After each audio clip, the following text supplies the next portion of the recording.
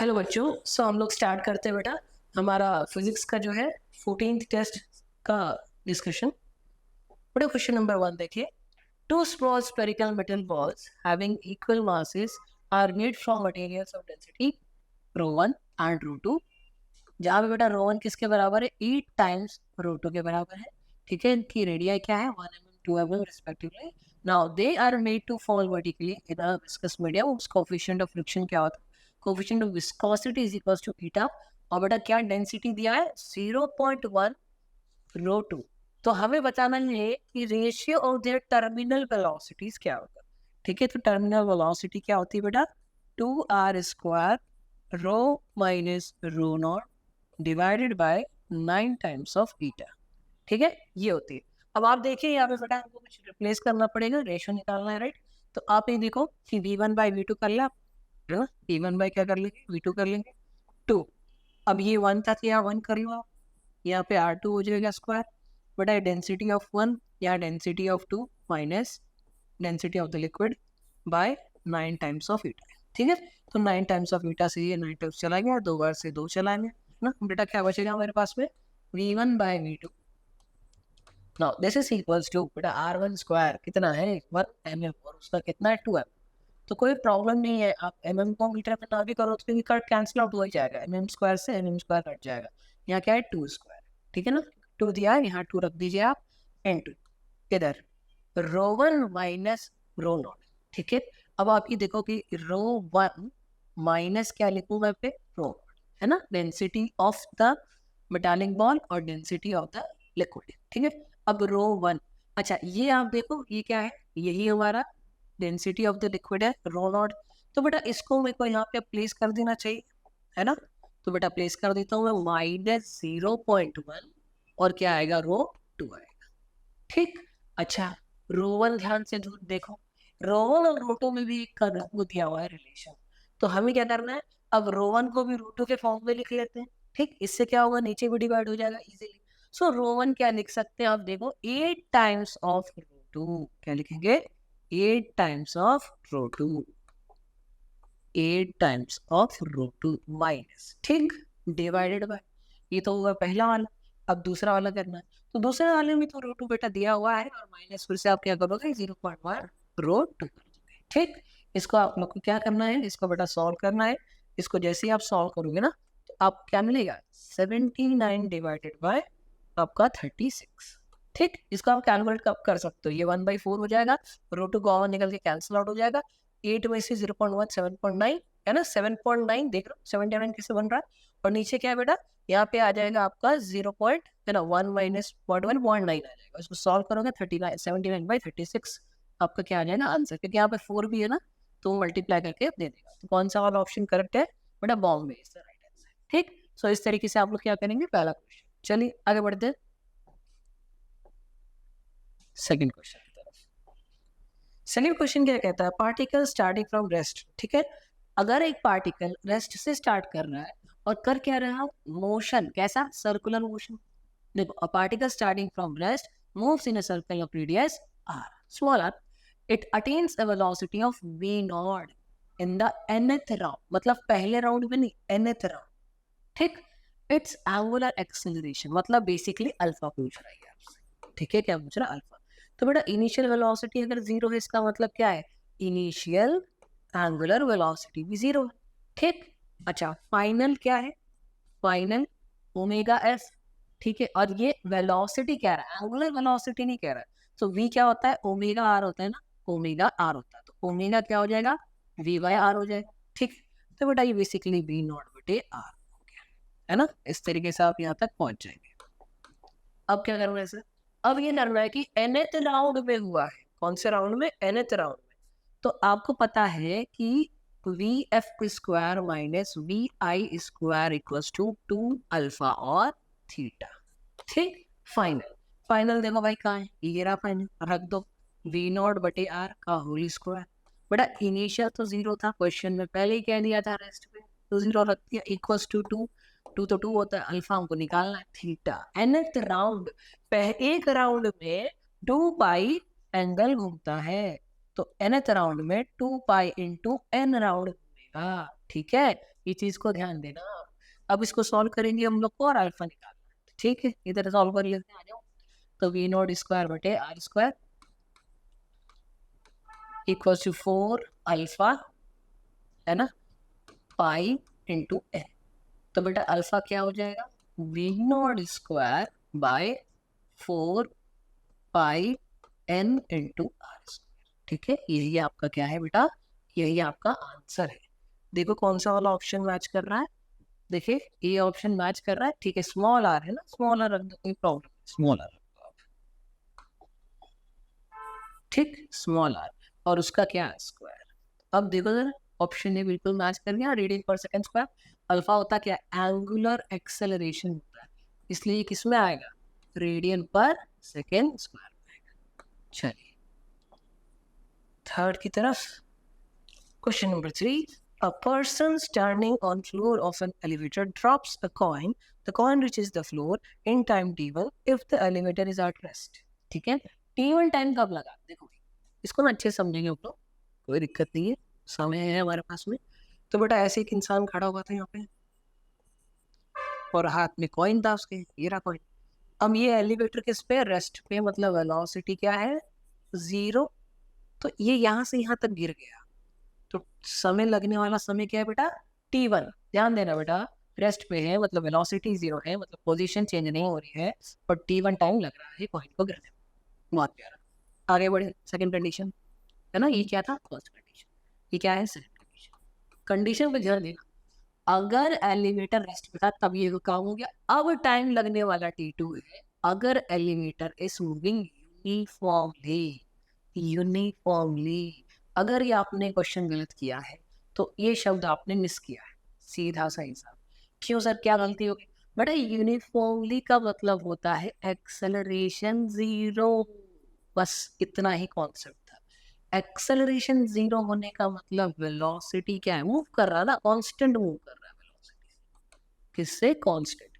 तो अगर एक इंसान यहाँ खड़ा हुआ है इसके अंदर, एलिवेटर के अंदर, और उसके हाथ में कॉइन है, तो अब ये कॉइन क्या करेगा, नीचे गिरेगा, है ना, टाइम लग रहा है t2।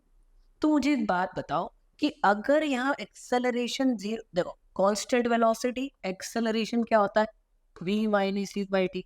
अगर वेलोसिटी ही कांस्टेंट है तो बेटा ये 0 हो जाएगा, चेंज होगा नहीं, एक्सेलरेशन क्या हो गया, 0। तो इस कॉइन पे लगने वाला सिर्फ एक ही एक्सेलरेशन है, वो क्या है, एक्सेलरेशन ड्यू टू ग्रेविटी, जो कि यहाँ भी था, जो कि यहाँ भी था जब रेस्ट पे थी, ठीक। ए लग नहीं पाया क्योंकि ए तो आ ही नहीं पा रहा, 0 हो जा रहा है, इस वजह से ये आएगा सिर्फ और सिर्फ जी। और बेटा दोनों में जी लग रहा है, इसका मतलब दोनों समय क्या है, बराबर है, ठीक है। बहुत ही बढ़िया क्वेश्चन है, बहुत बढ़िया क्वेश्चन है, जैसे यूनिफॉर्म ने लिखा मैं समझ गया था, थोड़ा बहुत हो सकता है कोई बच्चा मिस करता है, तो इस तरीके से क्वेश्चन आप क्या करेंगे। चलिए आगे बढ़ेंगे बेटा, फोर्थ क्वेश्चन ये रहा, ठीक है। सो एक ट्रक था जो कि स्टेशनरी था, उसके अंदर एक बॉब है, ठीक है, पेंडुलम टाइप का है, और मैं बना देता हूँ इसको, फिर हम लोग मूव कराएंगे इसे, ये है, ठीक, ट्रक है, ट्रक का पीछे का पार्ट है। So now Bob has a light range वगैरह वगैरह, मूव्स टू द राइट, हाँ भैया कहाँ जाए, राइट, है ना। तो बेटा एक बात बताओ, अगर ये बॉब है, गाड़ी इधर बढ़ेगी, तो बॉब ऐसे जाएगा कि ऐसे, ये देखो, ये देखो, पीछे जाएगा, ठीक।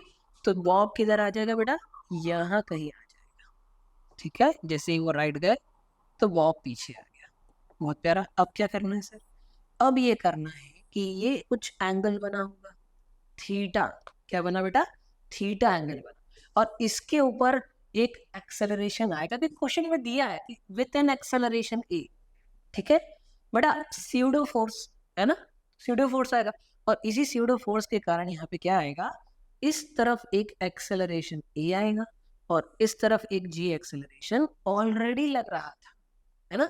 जी तो ऑलरेडी रहता है, हर जगह रहता है जी, ठीक। तो अगर गाड़ी आगे बढ़ती है तो हमें झटका पीछे लगता है, अगर अचानक से स्कूटी बढ़ा दी तो हमें पीछे झटका लगता है, एक्सेलरेशन पीछे ही आएगा। चलिए तो अब इसको थोड़ा सॉल्व कर ले हम बेटा, वर्टिकल एक्सेस ड्रॉ कर लो, इसे एक्सेलरेशन ए बोल दो, इसे जी बोल दो, अरे बोलो, ठीक है। यहाँ से ऐसे ड्रॉ करो, अब देखो वर्टिकल के साथ में थीटा एंगल आया, राइट। वेक्टर को हम लोग उठा के एक जगह से दूसरी जगह रख सकते हैं, ओरिएंटेशन चेंज नहीं करना है। एक्सेलरेशन क्या है सर, एक वेक्टर ही तो है कि नहीं, एक वेक्टर ही तो है, तो यहाँ मैं रख सकता हूँ इसको। अरे बोलो, है ना। अब tan थीटा दिख रहा हो आपको, क्या दिख रहा है, tan theta. So tan of an angle is equals to perpendicular, theta के सामने वाला क्या होता है, परपेंडिकुलर। सो एक्सेलरेशन बटे जी हो जाएगा। और बताओ सर क्या करना है आगे, बेटा थीटा निकाल लो, देखो थीटा ही तो ढूंढ रहे हैं हम लोग, तो थीटा क्या हो जाएगा, tan inverse a by g, tan inverse a by g. Sir यहाँ तो साइन इनवर्स है, काट दो बेटा, यहाँ tan इनवर्स है बट जी बाई हमारा आंसर तो ये भाई, काटो काटो काटो, साइन इनवर्स बिल्कुल हटा दो। देखो 3 तो यूं ही उड़ गए, तो आंसर तो आ ही गया, बट स्टिल थोड़ा सा इसको डिस्कस कर लिया था। देखो द पेंडुलम विल टिल्ट, अगर हम राइट जा रहे हैं सो टू द लेफ्ट, सही बात है, ठीक है। सो इतने बात को क्या कर दिया हमने, सही कह दिया। आगे angle of inclination of the pendulum with the vertical is tan inverse a by g, क्या लिखा है, tan inverse a by g. So इस तरीके से यह आंसर डी हो जाएगा, ठीक। आई होप ये वाला सुन fifth okay. So fifth question है बेटा कि अगर हमारे पास में क्या है, दो मेटालिक की स्फीयर है, एक का रेडियस r है ना, एक का रेडियस r है और दूसरे का रेडियस 2r है, दूसरे का रेडियस 2r है, ठीक। सेम सरफेस चार्ज डेंसिटी, ठीक है, दोनों में क्या है, सेम सरफेस चार्ज डेंसिटी, बेटा सेम सिग्मा मान लेते हैं, ठीक है, यहाँ पे सिग्मा है, यहाँ पे क्या है, सिग्मा। तो सिग्मा होता है क्या बेटा, सिग्मा होता है चार्ज बटे सरफेस एरिया, 4/r², है ना। इन दोनों क्या है, मेटल के स्फीयर है ना, तो ये हो गया क्यों। अब देखो यहाँ पे जरूरी नहीं है कि चार्ज सेम, क्वेश्चन में हमको ये नहीं कहा है कि चार्ज सेम, क्वेश्चन में कहा है हमसे कि भैया सरफेस क्या सेम है बेटा, बताओ जल्दी, सॉरी सरफेस चार्ज डेंसिटी। तो यहाँ पे Q1 आ जाएगा, ठीक, कोई चार्ज Q1 है और यहाँ क्या है, चार्ज Q2 है, तो सिग्मा क्या होगा, चार्ज बटे सरफेस एरिया 4 पाई, अच्छा 4πr² होता है, बट यहाँ पे r की जगह क्या है, 2r², तो 2r कर दो और इसका होल स्क्वायर कर दो। देखो देखो समझो, सरफेस चार्ज डेंसिटी सेम है, चार्ज सेम नहीं है, इसलिए Q1 Q2, पहले तो ये कभी गलती हो जाती है, ठीक है, दोनों सेम है। अब सर ये दोनों सेम है तो हम इन दोनों को बराबर लिख सकते हैं, सो Q1 बटे क्या हो जाएगा बेटा, 4πr² हो जाएगा ना, और यहाँ क्या हो जाएगा, Q2 बाय, देखो अब r² है तो 2 का स्क्वायर 4, 4 4 दा 16, तो 16/r², अरे बोलो ना तो आ गया होगा, ठीक है, 4/2 2 ज़ा 4 4 4 ज़ा 16, ठीक है, 4, अब देखो 4 4 ज़ा 16 है ना, 4 4 ज़ा 16 पाई r², अरे बोलो, ठीक है, यहाँ तक आ गया होगा। अब देखो Q1, अब 4 नीचे है, उधर जाएगा 4 टाइम्स, तो Q2 की वैल्यू क्या आ गई आपके पास, Q2 की वैल्यू आ गई 4 टाइम्स ऑफ Q1। तो सर ये तो एक पार्ट हुआ, अब आगे क्या कह रहा है, ये बोल रहा है कि if they are not in contact and separated, मतलब उनको दोनों को टच करके फिर अलग अलग रख दिया, तो न्यू सरफेस चार्ज डेंसिटी क्या होगा, न्यू सरफेस चार्ज डेंसिटी क्या होगा, ये सवाल है, ठीक। तो आप एक क्या कर सकते हैं, वो ये कर सकते हैं कि अब न्यू आने वाला है, मैं Q2 हटा दो, सिग्मा हटा दो, ठीक है। देखिए अब यहाँ पे जो नया चार्ज आ रहा है उसको आप लोग Q1 डैश, ठीक है, और यहाँ पे जो नया चार्ज आ रहा है वो क्या आ रहा है, Q2 डैश, ठीक। अच्छा अब जरूरी नहीं है कि सेम हो, अब तो बदल गया, तो सिग्मा 1 क्या होगा, charge Q1 dash divided by 4 और पाई और r², ठीक है बेटा, ऐसा हो जाएगा, राइट, ऐसा हो जाएगा। ये हो गया आपका सिग्मा 1, ये क्या आ गया, सिग्मा 1 आ गया। अच्छा इन दोनों को अगर आप टच करके अलग कर रहे हो, इसका मतलब होता है कि पोटेंशियल सेम कर दिया हमने, क्या सेम कर दिया, पोटेंशियल सेम कर दिया। अच्छा Q2 डैश भी लिख लो, सो यहाँ पे आ जाएगा 4 और पाई और 2r², ठीक, सिग्मा 1 हो गया, सिग्मा 2 हो गया। अब पोटेंशियल सेम करोगे ना, तब आपको क्या होगा, रिलेशन मिल जाएगा। सो पोटेंशियल देख लो भाई, के Q1 डैश बाय R, ठीक। इधर क्या होगा, के Q2 डैश बाय 2R, क्योंकि इसका रेडियस क्या है, 2R है। थोड़ा R से R चला जाएगा, K से K चला जाएगा, ठीक है। सो अब आप देखो Q2 डैश की वैल्यू क्या आ गई, Q2 डैश की वैल्यू क्या आ गई, टू टाइम्स ऑफ Q1 आ गई। क्या आ गई बेटा, 2 टाइम्स ऑफ Q1 आ गई, ठीक। सो आपके पास एक रिलेशन ये भी बन गया, राइट। अब हम क्या कर सकते हैं, अब हम ये कर सकते हैं कि अगर हमें ये चीज पता है तो एक चीज और अपना लॉजिकल ब्रेन और चलाओ, और ये चीज को सोचो कि ये Q1 Q2 था, इन दोनों को कॉन्टैक्ट मिला के अलग की। सो ओरिजिनल चार्ज जो है ना, Q1 प्लस Q2 और Q1 डैश और Q2 डैश, इसका दे दोनों बराबर होगा बेटा। क्यों, क्योंकि उतने ही चार्जेस थे और इन दोनों को ही टच करके अलग किया है हमने, और कोई थर्ड बॉडी नहीं लाई। इसलिए जो पहले चार्जेस थे Q1 और Q2, उन दोनों का सम किसके बराबर होगा, Q1 डैश और Q2 डैश के बराबर होगा, राइट। अगर इतना हमें आ गया है, सो अब हमें सिग्मा 1 और सिग्मा 2 कैलकुलेट करने में इतनी दिक्कत नहीं आएगी। क्यों नहीं आएगी, देखो अब Q1 डैश यहाँ पे लिखा हुआ है ना, ठीक है। सिग्मा 1 की वैल्यू हमें निकालेंगे सिग्मा के टर्म्स में, तो Q1 डैश की वैल्यू यहाँ से क्या हो जाएगी। अब देखो किसी एक पे करेंगे हम लोग, देखो Q2 का आप ये रहा, Q2 की वैल्यू यहाँ पे आप रख दो तो 5Q1 आएगा। क्या आएगा, 5Q1, ठीक। इधर अब Q2 और Q1, तो Q2 डैश की वैल्यू क्या होती है, 2Q1, है ना। तो यहाँ पे आप किसकी वैल्यू पुट कर रहोगे हो, Q2 डैश, तो Q2 रखते क्या हो जाएगा, 3 times of Q2 Q1 dash, 3 times of Q1 dash हो जाएगा, ठीक। इसका मतलब क्या हुआ, इसका मतलब मैं यहाँ लिख रहा हूँ Q1 डैश की वैल्यू क्या आ गई, 5/3 Q1, और जैसे ही ये आई सो हमारा प्रॉब्लम सारा खत्म। क्यों, क्योंकि 5/3 यहाँ लिख दूंगा मैं, और यहाँ क्या लिखूंगा, Q1/4 पाई और R स्क्वायर। बच्चा इतना पार्ट को आप जानते हो, यही सिग्मा है, यही क्या है, सिग्मा है, ठीक है। तो 5/3 और सिग्मा, तो सिग्मा 1 क्या हो गया, 5/3 सिग्मा, ठीक है। देखो ध्यान से, देखो देखो देखो, मिल जाएगा सिग्मा, देखो मिल गया। और मैं सच बताऊं, आंसर ही आ चुका है आपका, क्योंकि 5/3 ना यहाँ है, ना यहाँ है, ना यहाँ है, एक आ गया है। बट स्टिल क्योंकि हम डिस्कस कर रहे हैं तो एक स्टेप आगे और जाएंगे और सिग्मा 2 देखेंगे, ठीक है। सिग्मा 2 कहाँ बनाऊंगा मैं, सिग्मा 2 के लिए मुझे थोड़ा सा जगह चाहिए यहाँ पे।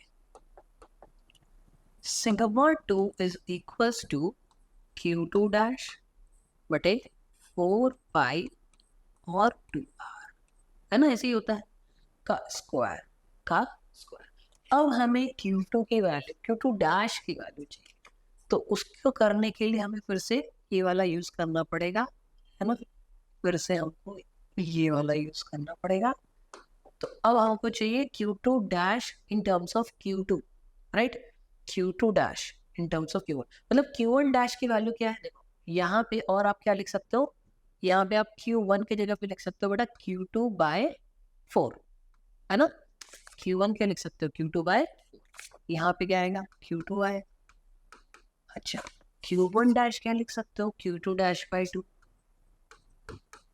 और यहाँ क्या है, Q2 डैश, ठीक है। इसको सॉल्व करेंगे तो ये हो जाएगा आपका 5/4 Q2, है ना, और इधर हो जाएगा 3/2 Q2 डैश, राइट। बढ़ेगा 2 से 2, है ना, तो ये जाएगा 5/6। तो Q2 डैश की वैल्यू कितनी आ गई, 5/6 Q2, जैसे ही ये आई, दिख रहा, ये दिख रहा है 5/6, राइट। सो आंसर हमारा आ चुका था, बट हम डिस्कस फिलहाल कर रहे हैं ना, तो सिग्मा 2 को तुरंत आप लोग प्लेस करिए और आंसर पाइए, 5/6 Q2/4 पाई और 2R और स्क्वायर। सो ये जो वैल्यू है, अब इसमें बेटा ये वाला जो पार्ट है ना, देखो ये वाला पार्ट इतना क्या है, सिग्मा ही तो है। हाँ भाई, ये सिग्मा, ये भी सिग्मा था, दोनों बराबर थे। सो फिर 5/6 सिग्मा, पूरा सॉल्व किया बेटा मैंने, पूरा आपके लिए, ठीक है। अब सीख जाओ इसको, क्योंकि बहुत अच्छा क्वेश्चन है ये और आ जाता है ऐसे क्वेश्चन, बहुत बढ़िया क्वेश्चन था एकदम। ये वाला क्वेश्चन पेपर बहुत बढ़िया है इसका, ठीक है। चलिए सिक्स्थ करेंगे। Sixth question number 6, distance covered. देखो भाई कोई इस पे कंफ्यूजन नहीं था, आपको बड़ा बड़ा लिख के दिया गया है, क्या, डिस्टेंस कवर्ड, ठीक है। किसी ने अगर डिस्प्लेसमेंट समझा है तो पहले ही वो सी टिक करके बैठ गया होगा, वो गलत हो, ठीक है। समझो, देखो ऐसे चम ऐसे ही होता है, कुछ ऐसे ऐसे ऐसे ऐसे, है ना, ऐसे ऐसे होता है, राइट।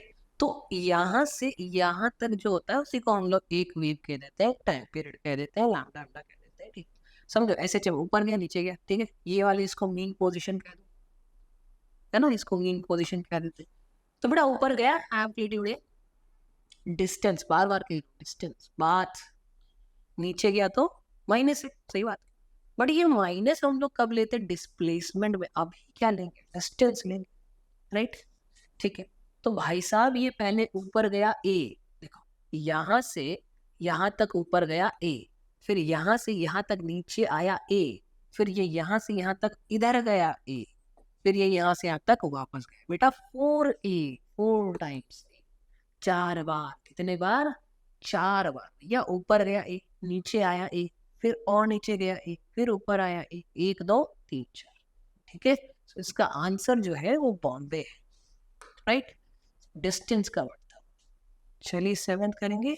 7th है, a mass falls from a height a and its time of fall t recorded in terms of time period capital T of simple pendulum on the surface of the earth. It is found that t is equals to 2 times of t, ठीक।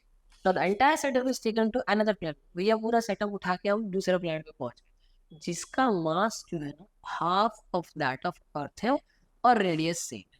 Radius क्या है, same. Now the same experiment is repeated.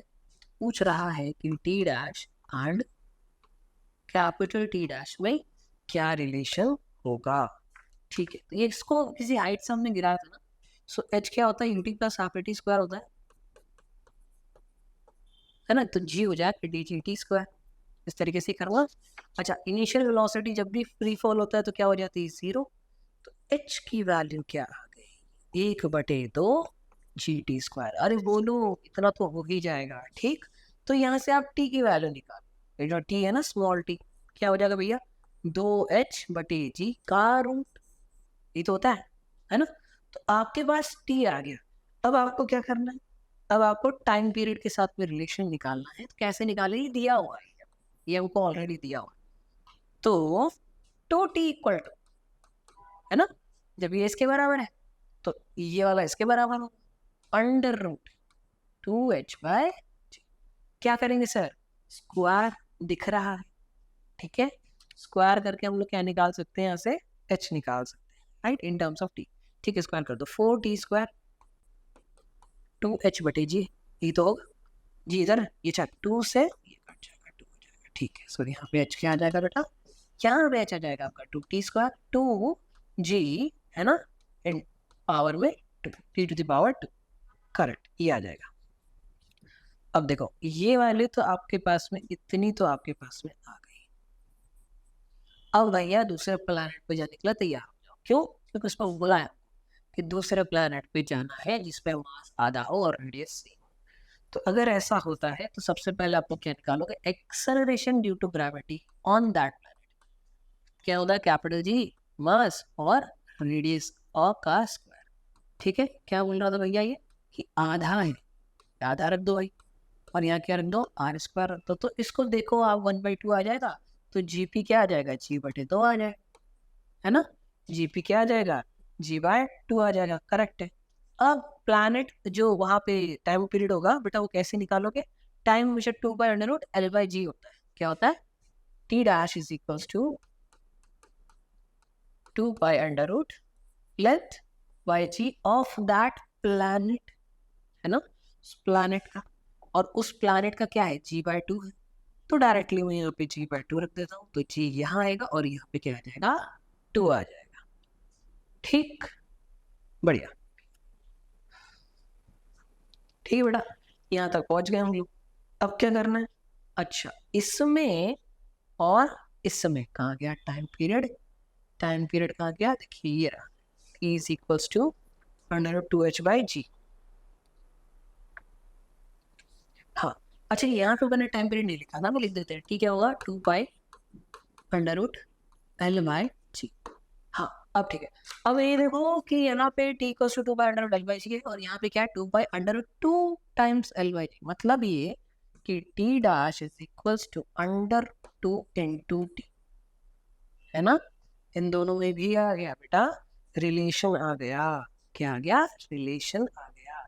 अब ये जो T रखा हुआ है ना, अब ये जो टी रखा हुआ है, इस टी की वैल्यू को हम क्या कर सकते हैं?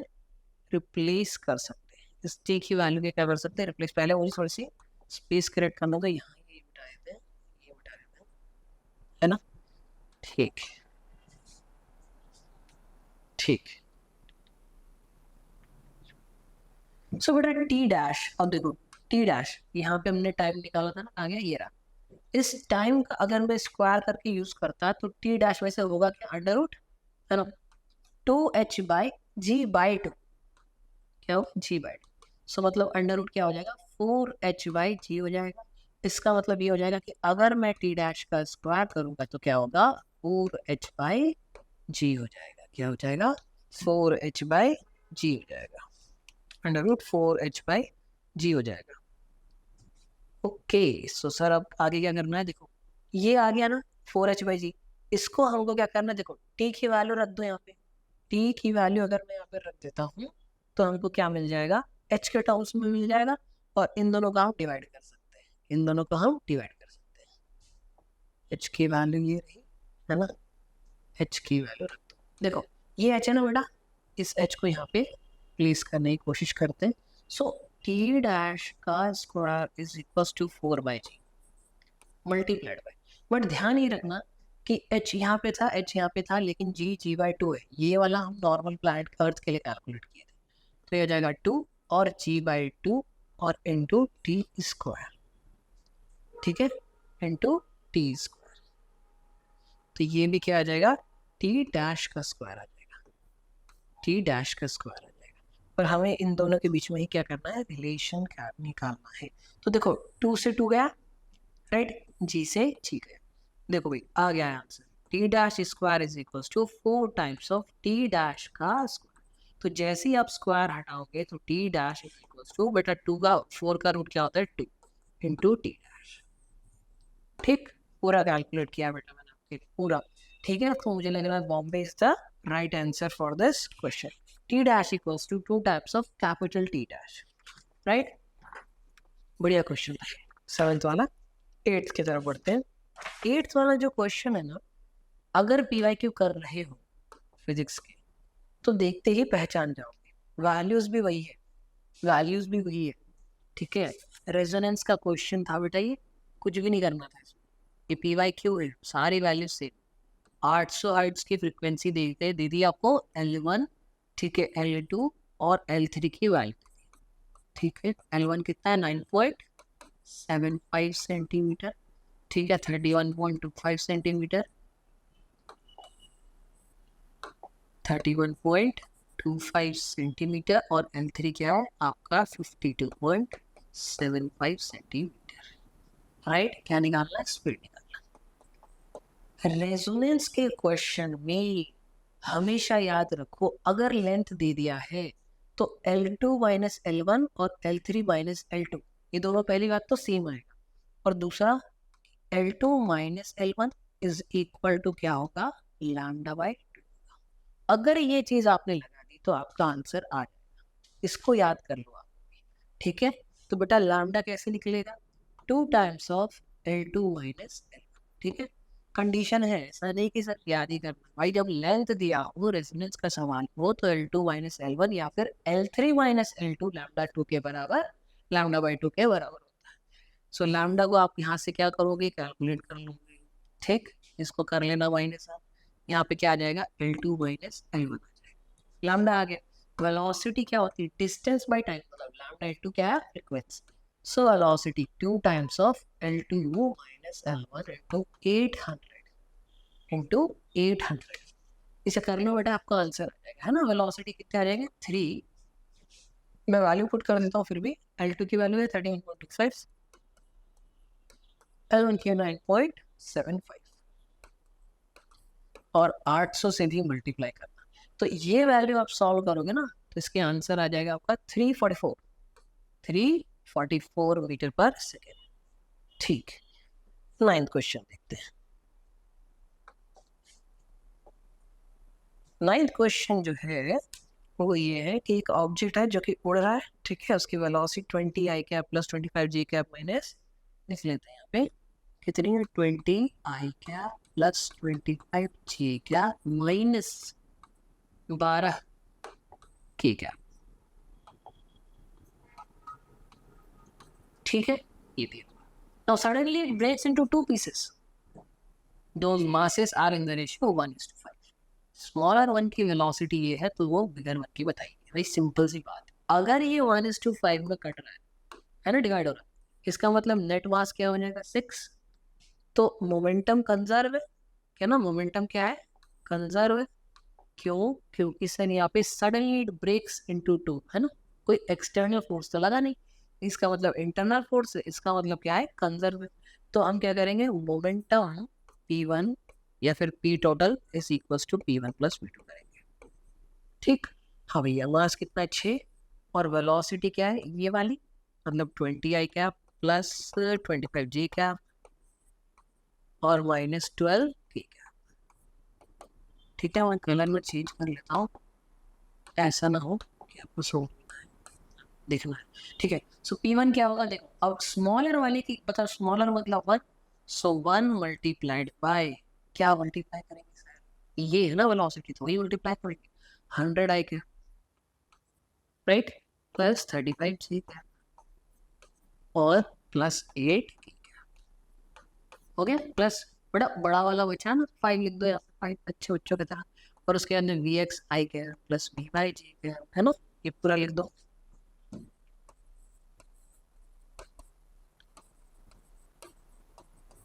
अब देखो सॉल्व करना है, अब कुछ नहीं करना, अब बस सॉल्व करना है। अगर इसको मैंने मल्टीप्लाई कर दिया 6 2 12 120 आएगा, प्लस प्लस 25 5 6 30 6 2 12 12 150, ठीक है, 6 2 12 6 72 माइनस में की कैप, है ना, इतना वैल्यू आ गई लेफ्ट साइड। इसको तो भेजोगे आप माइनस 100 का आई कैप माइनस 35 ठीक है माइनस 8 ठीक है, राइट। इसको सॉल्व करोगे, अरे बोलो, और इधर 5 से, क्योंकि ये 5 इधर था ना, इधर 5 से क्या करोगे, डिवाइड करोगे। तो जैसे ही ये करोगे तो वेलोसिटी आपकी Vx आई कैप प्लस Vy जे कैप और प्लस Vz के कैप के फॉर्म में आ जाएगी। कितनी आएगी कर लेना प्लस माइनस, इसका आंसर आएगा आपका C, राइट। इतना ही तरीका है, यही करना है, ठीक है। क्या किया, कुछ जादू नहीं किया बेटा, मोमेंटम को हमने कंजर्व करा दिया। 6 इंटू उसकी वेलोसिटी ये वाली इक्वल्स टू स्मॉलर वाला 1 उसकी वेलोसिटी प्लस 5 और बची हुई वेलोसिटी जो निकाल दी। सो इसको पहले मल्टीप्लाई कर दो, इसको उधर भेज के माइनस कर दो और 5 से डिवाइड कर दो, तो Vx आई कैप इस फॉर्म में आ जाएगा, ठीक। तो C का 9th का क्या हो गया, C हो गया।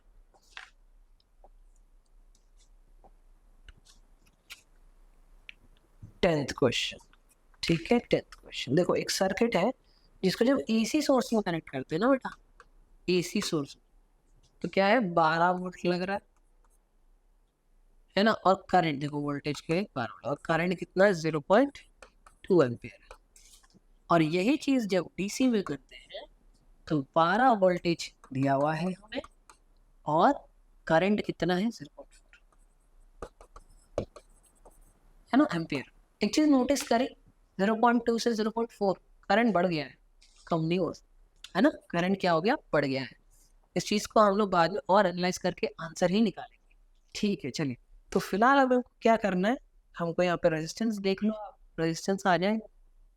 क्योंकि अगर आप DC लगा रहे हो तो उसका फ्रिक्वेंसी क्या है बोलो, 0, अरे फ्रिक्वेंसी 0 है ना, और अगर फ्रिक्वेंसी 0 होता है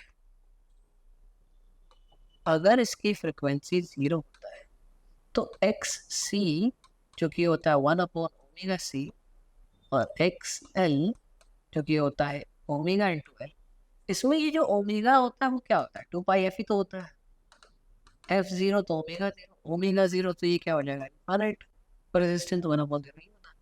और एक्सएल क्या होगा 0, मतलब कम हो जाएगा basically।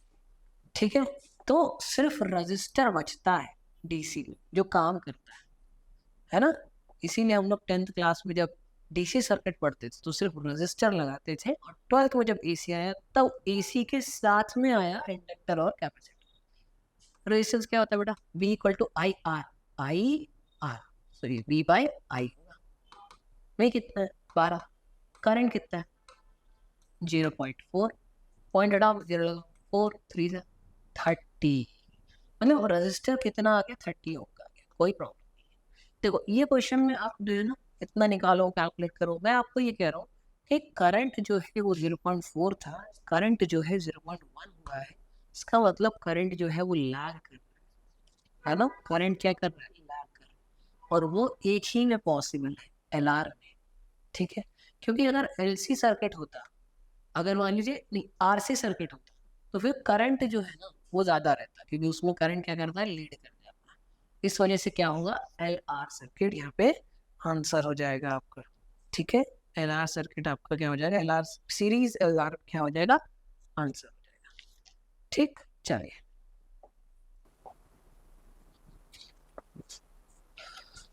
सो बेटा क्वेश्चन नंबर 11 देखते हैं। There is a cycle of wheel of radius 0.5 metre जो कि घूम रही है angular velocity 10 रेडियन पर सेकंड से, magnetic field है 0.1, and now we have to tell the EMF। ठीक है, so EMF क्या होता है half b omega into L square. ठीक है ना, और बेटा ये एल क्या होता है वही रेडियस हो जाएगा इसमें, तो ओमेगा क्या हो जाएगा हाफ, b का वैल्यू क्या है 0.1 है, ओमेगा का वैल्यू 10 है, और ये होगा 0.5 का स्क्वायर है ना, रेडियस वही है 0.5 दिया होगा। इसको सॉल्व करोगे तो 0.125 आ जाएगा, क्या आ जाएगा 0.125 आ जाएगा। ठीक है, तो बेटा इसका भी डायरेक्ट फॉर्मूला होता है, इसी को आप लगाओ आपको आंसर मिल जाएगा। चलिए 12 ये रहा। ठीक, सो बेटा यहाँ पे दिया हुआ है कि ट्रांसपेरेंट मीडियम है जिसका रिलेटिव परमिएबिलिटी है कितना 1 और रिलेटिव परमिटिविटी है 1/4 रिस्पेक्टिवली।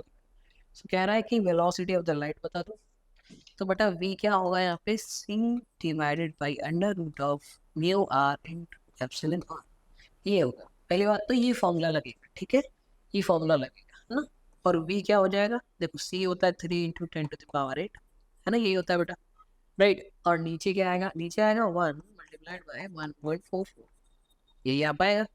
अब आगे इसको सॉल्व करिए आप, 3 × 10⁸ डिवाइडेड बाय, देखो 1 तो ऐसे ही है 144, मतलब अगर मुझे नीचे क्या लाना पड़ेगा 100, सो 3 × 10⁸ आ गया बेटा, यहाँ पे 144 मतलब 12, 100 का मतलब 10, इसको ऊपर भेज दो, अच्छा इसको सॉल्व भी कर लो 4 आ जाएगा, इसको ऊपर भेज दो तो 1/4 × 10⁻, कितना हो जाएगा, एक और बढ़ गया ना 9 हो जाएगा, तो ये 0.25 10⁹9 10⁹9 आएगा,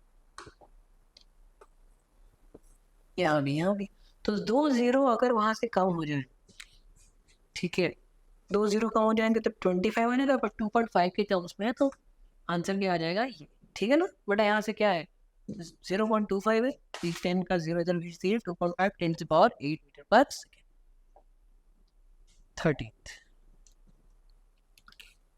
एक स्फीयर है encloses an electric dipole with charges +-3 10⁻⁻6 coulomb, what is the total electric flux। But एक स्फीयर है, ठीक है +-3 का मतलब क्या होता है कि डाइपोल कुछ इस तरीके से ही रखा हो ऐसे, +3 × 10⁻, कितना -6, और ये क्या -3 × 10⁻⁻6। बट एक बात बताओ, अगर एक चार्ज से इलेक्ट्रिक फील्ड निकलती है तो दूसरे में अंदर चली जाएंगी, क्योंकि डाइपोल है तो दोनों क्या होंगे बराबर ही होंगे, है ना। इसका मतलब क्या हुआ, इसका मतलब फ्लक्स क्या होगा Q enclosed बाय एप्सिलॉन, तो बेटा Q enclosed ही 0 है, Q enclosed ही 0 है, तो फ्लक्स क्या हो जाएगा 0। चलिए 13th हो गया, 14th की तरफ। हाँ भैया ये सवाल 14th वाला देखो, इसमें क्या हो रहा है, इसमें कह रहा है भैया C1 कैपेसिटर था, उसको चार्ज कर लिया और उसके बाद में फिर A से कनेक्ट करके C कनेक्ट कर दिया। सो बेसिकली अब C1 चार्ज था और C2 को क्या दे रहे हैं, लोग एनर्जी दे रहे हैं। ठीक है, सो जब ये काम होगा तो क्या ये ऐसे ही बन जाएगा, ठीक है, कुछ ऐसे हो जाएगा। और हमें पता है कि जब C1 और C2 कनेक्ट होते हैं तो क्या हो जाता है बेटा, इन दोनों के पास में, जैसे कि मान लो पहले ही चार्ज था तो U एनर्जी आ गई, अब इन दोनों के पास में U/4 और U/4 एनर्जी आ जाती है। ये हमको पता है ना, ये हमको इतना तो पता होना चाहिए कि जब आप इसको कनेक्ट करने के बाद में डिसकनेक्ट करके लगाते हो ना, तो क्या हो जाती है एनर्जी U/4 और U/4। इसका मतलब टोटल एनर्जी कितना हो जाएगा, 2 टाइम्स ऑफ U/4 हो जाएगा। सॉल्व करो कितना आ गया, U टोटल कितना आ गया, U/2 आ गया। और पहले क्या था, U, मतलब 50% एनर्जी का लॉस, है ना। वही तो पूछ रहा है, what is the percentage energy loss, बेटा 50% है ना। U/2, 1/2 मतलब क्या होता है 50%। चलिए 15, बड़ा ही कह रहा है कि आपके पास में रेडियस है परमिटेड, अच्छा हाँ बोर ऑर्बिट दिया हुआ है, ठीक है, जिसका रेडियस कितना दिया हुआ है आपको 0.53 नियर, ठीक है, और उसके अंदर उसकी एनर्जी कितनी दी हुई है आपको -13.6, है ना, इलेक्ट्रोवोल्ट्स। अब यहाँ में क्या हुआ कि इसको आपने रिप्लेस किया, ठीक है, और जिसका मास दिया हुआ है, चार्ज दिया हुआ है, सो आपको बेसिकली बताना है कि अब नया वाले का क्या होगा। ठीक है बेटा, सो मास क्या होता है, 207 times of mass of electron है, ठीक है। और ये जो फॉर्मूला होता है हमारा, इसमें रेडियस इज प्रोपोर्शनल टू 1/, मास इस तरीके से होता है। इसका मतलब इन दोनों का मल्टीप्लाई कर सकते हैं, है ना। इक्विलिब्रियम पोजीशन पे क्या होगा, Me into RE is equal to Mu into RE, किस तरीके से कर सकते हैं, राइट। अब देखो Me तो ठीक है ना, RE का वैल्यू दिया हुआ है 0.53, रख दो उसको। इसका वैल्यू क्या है 207 Me, और RU की वैल्यू की तो आपको कैलकुलेट करनी है। सो Me से Me चला जाएगा, RU की वैल्यू क्या हो जाएगी 0.53 डिवाइडेड बाई 207 जाएगी, 0.53 डिवाइडेड बाई, ठीक है। अब अगर ये मीटर में कह रहा है आपको निकालने के लिए, तो ये एंगस्ट्रॉम में था ना, उसको हम कन्वर्ट कर लेते 0.53 इंटू 10⁻⁻10 डिवाइडेड बाई 207, राइट। अच्छा इसको सॉल्व करोगे बेटा कितनी वैल्यू आ जाएगी 2.56 10⁻30, है ना, ये आ जाएगी। ये जो वैल्यू लिखी है ना 2.56 10⁻30, ये आ जाएगी।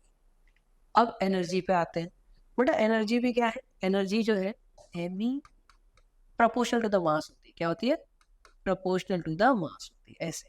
तो फिर प्रोपोर्शनल है तो रेशियो कर लो, तो प्रोपोर्शनल साइन रख के क्या आ जाएगा, इक्वल टू साइन आ जाएगा, Me बाय M म्यू आ जाएगा, राइट। अब इसको वैल्यूज पुट कर देंगे और आंसर एंजॉय करिए। सो बेटा Me देखो -13.6, यहाँ क्या है ना, एनर्जी। अब ये पता नहीं है, ये तो निकालना, और यहाँ पे क्या आएगा 207, Me से भी क्या, ये इधर, मतलब बेसिकली मल्टीप्लाई करना है, क्या करना है, मल्टीप्लाई 207 को किससे -13.6, राइट। इसको आप मल्टीप्लाई करोगे ना तो आपकी वैल्यू क्या आ जाएगी, kilowatt, -2.8 kilo electro volt आ जाएगी, ठीक। चलिए स्ट्रेस स्ट्रेन ग्राफ के बारे में पूछ रहा है हमसे। क्वेश्चन ये है कि अगर हमारे पास में स्ट्रेस स्ट्रेन कर दिया गया है, अब इसमें कह रहा है देखो ध्यान से, it is observe that the ultimate strength point and fracture point, भाई पहले बना के बताता हूँ, ये ऐसे ऊपर जाता है कि नीचे आता है, फिर ऐसे करते यहाँ, ठीक है ना। ये वाला स्ट्रेस होता है, ये वाला स्ट्रेन होता है, इसमें ये होता है अल्टीमेट पॉइंट, ये लिख देता हूँ अल्टीमेट पॉइंट, और ये होता है फ्रैक्चर। भाई फ्रैक्चर का मतलब समझते हैं, कड़क। तो बेटा फ्रैक्चर पॉइंट की बात तो कुछ रहेगा ही नहीं, बस आगे बढ़ते हैं वो अपन। देखो तो very close to each other भाई, वेरी क्लोज, मतलब ये दोनों बहुत पास में, मतलब अल्टीमेट पॉइंट आता है तभी फ्रैक्चर पॉइंट आ जाता है। इसका मतलब क्या होगा, इसका मतलब ये जो भी मटेरियल है ना वो क्या है, ब्रिटल इन नेचर। क्या है, ब्रिटल इन नेचर। इसका मतलब जो एक्स वाला कॉम्पोनेंट है वो क्या है, ब्रिटल इन नेचर है। किसने बताया, इसने बताया। ये दोनों जितना क्लोज होते हैं उतना ज्यादा ही क्या होता है, ब्रिटल इन नेचर। आगे सुनो, now very close and but are far apart for the material y. So y में अगर ये apart है इसका मतलब ये कैसा मटेरियल है, ये डक्टाइल मटेरियल है। क्या है बेटा, ये डक्टाइल मटेरियल है। ठीक, इसको ब्रिटल एंड डक्टाइल बेटा ऑप्शन क्या हो जाएगा, डी हो जाएगा। राइट, इस ग्राफ से मैंने आपको समझा दिया। 17th pressure. बेसिकली इस क्वेश्चन में बेटा यूट्यूब दिया हुआ है आपको, और इसमें पानी है लेफ्ट हैंड साइड पे 15 सेंटीमीटर और राइट हैंड साइड पे ऑयल भरा है 20 सेंटीमीटर। तो हमको ये चीज़ पता है कि अगर ये यहाँ तक है, इतना चढ़ा हुआ है, अभी यहाँ पे इधर है, तो दोनों साइड बैलेंस बराबर प्रेशर ही होगा। तो यहाँ पे क्या है बेटा, पी नॉट है plus rho of the water into G into H, ये वाला H1 मान लेते हैं, H1। और इधर राइट हैंड साइड पे क्या होगा, यहाँ भी pressure of atmospheric pressure p naught, rho of the oil, ठीक है, rho of the oil into g और इनटू H2, मतलब इतना, ये क्या हो गया H2। अब देखो पी नॉट से पी नॉट गया, जी से जी भी चला गया। so बेसिकली यहाँ पे हमको क्या बताना है, डेंसिटी ऑफ ऑयल। तो बचा क्या, रो W इंटू H1 किसके बराबर है, रो ऑयल इंटू H2। सो बेटा यहाँ पे हमको H2 निकालना है, नहीं डेंसिटी निकालना, sorry. So density of oil क्या हो जाएगा, रो W H1 बाय H2 हो जाएगा। सो रो W मतलब 1000 है ना, पानी तो 1000 होता है, H1 कितना 15/20, ये होगा 0 से 0 2 5 से 10 and 0, so 5 5 25 250, कितना आ रहा है 250, अच्छा 15 है बेटा, 5 थोड़ी 15, 750 आएगा, कितना आएगा 7, 5 5 से 25, 5 1 750, करेक्ट 750। कौन सा ऑप्शन है, दिल्ली। 18th देखेंगे, ठीक है। 18th में कह रहा है अ डीप रेक्टेंगुलर पॉन्ड और surface area A TD, water density and specific its capacity is located in the region where the outside air temperature is -26 degrees Celsius. The thickness of the frozen layer ice layer, the pond at a certain instant is X, taking the thermal conductivity to be K and its specific latent heat fusion to be L. The rate of increase on the thickness of the ice layer at instant would be given by। मतलब basically वो जो layer का जो thickness हो रहा है ना, ice layer जो जम रही है, उसका हमको रेट बताना है। ठीक है, सो डी क्यू क्या होता है, देखिए d q by d t k a delta t by delta x, है ना, यही होता है, ये होता है। सो आप डी क्यू लिख सकते हो यहाँ पे, डी क्यू के ए डेल्टा टी, है ना। अच्छा डी एक्स को तो चलो ठीक है दो, यहाँ पे क्या आ जाएगा, डी टी आ जाएगा। ठीक, सो बेटा ये क्या लिख दिया आपने, डी क्यू लिख दिया। अब एक बात बताओ, जब ये फ्यूजन मतलब लेयर बढ़ रही है, जम रहा है, सो बेसिकली हो क्या रहा है बेटा, बेसिकली उसका स्टेट चेंज हो रहा है, जो लिक्विड है ना वो सॉलिड में कन्वर्ट हो रहा है। तो जब भी हम लोग लैटेंट हीट की बात करते हैं तो क्या लिखते हैं, m इंटू एल लिखते हैं। तो यहाँ क्या लिखेंगे, m into L is equals to k into A into delta T. Delta T मतलब टेम्परेचर में चेंज, और D T by del X लिखते हैं।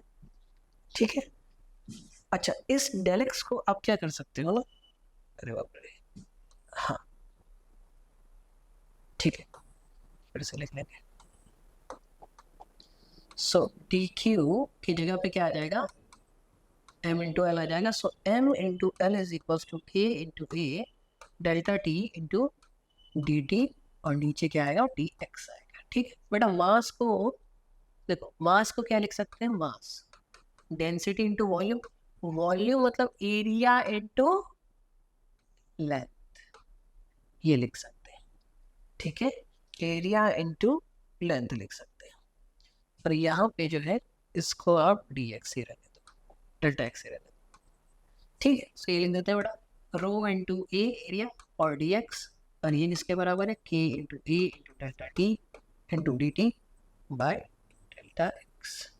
सो बेसिकली आपको निकालना क्या है, dx बाई डी टी निकालना है। क्या निकालना है, dx by d T. dx बेटा ये रहा, dt बेटा ये रहा, बाकी सबको उधर ढकेल दो। सो यहाँ पे देखो एरिया से एरिया चला जाएगा, k टाइम्स डेल्टा टी है ना, by rho into delta x. k times delta t, k times delta t by rho into delta x. अच्छा, और ये यहाँ पे वैल्यू वगैरह दी हुई है, -26 जो दिया ना, वो चेंज इन द टेम्परेचर है। तो यहाँ जैसे ही आप -26 रखोगे है ना, तो ये हो जाएगा 26k बाय रो इन डेल्टा एक्स हो जाएगा, ठीक है। और आप देखो बेटा, डेल्टा एक्स की जगह पे अगर आप x रख देते हो तो कौन सा वाला करेक्ट हो जाएगा, option A, right. Delta x का मतलब थिकनेस ही है ना, और यहाँ पे थिकनेस क्या हो रही है, x हो रही है। यहाँ पे थिकनेस क्या हो रही है, x हो रही है। k इंटू 26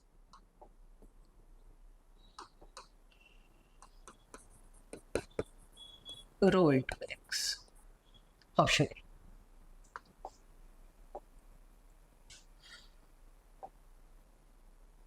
19th में जो है, अब देखिए एलईडी दिया, P induction using GaAsB, the energy band gap, energy gap is 1.9 electrovolt, now the wavelength, ठीक है। सो बेटा लैम्डा क्या होता है, hc बाई ई गैप। हमें क्या निकालना है यहाँ पे, हमें लैम्डा निकालना, hc 1240 नैनोमीटर्स में है ना, और ये क्या आ जाएगा, 1.9 आ जाएगा। सो 1240 बाय, ठीक, इलेक्ट्रोवोल्ट, ये भी इलेक्ट्रोवोल्ट। इसको सॉल्व कर दो बेटा, आपकी वैल्यू आ जाएगी 654 नैनोमीटर्स, राइट। जब भी आप hc का वैल्यू ये रखते हो 1240, तो याद रखो नैनोमीटर में ही आंसर आपको मिलेगा, पहले। सो बेटा क्वेश्चन नंबर हम लोग 20 देखेंगे। देखिए बहुत इंटरेस्टिंग और अच्छा सा क्वेश्चन है।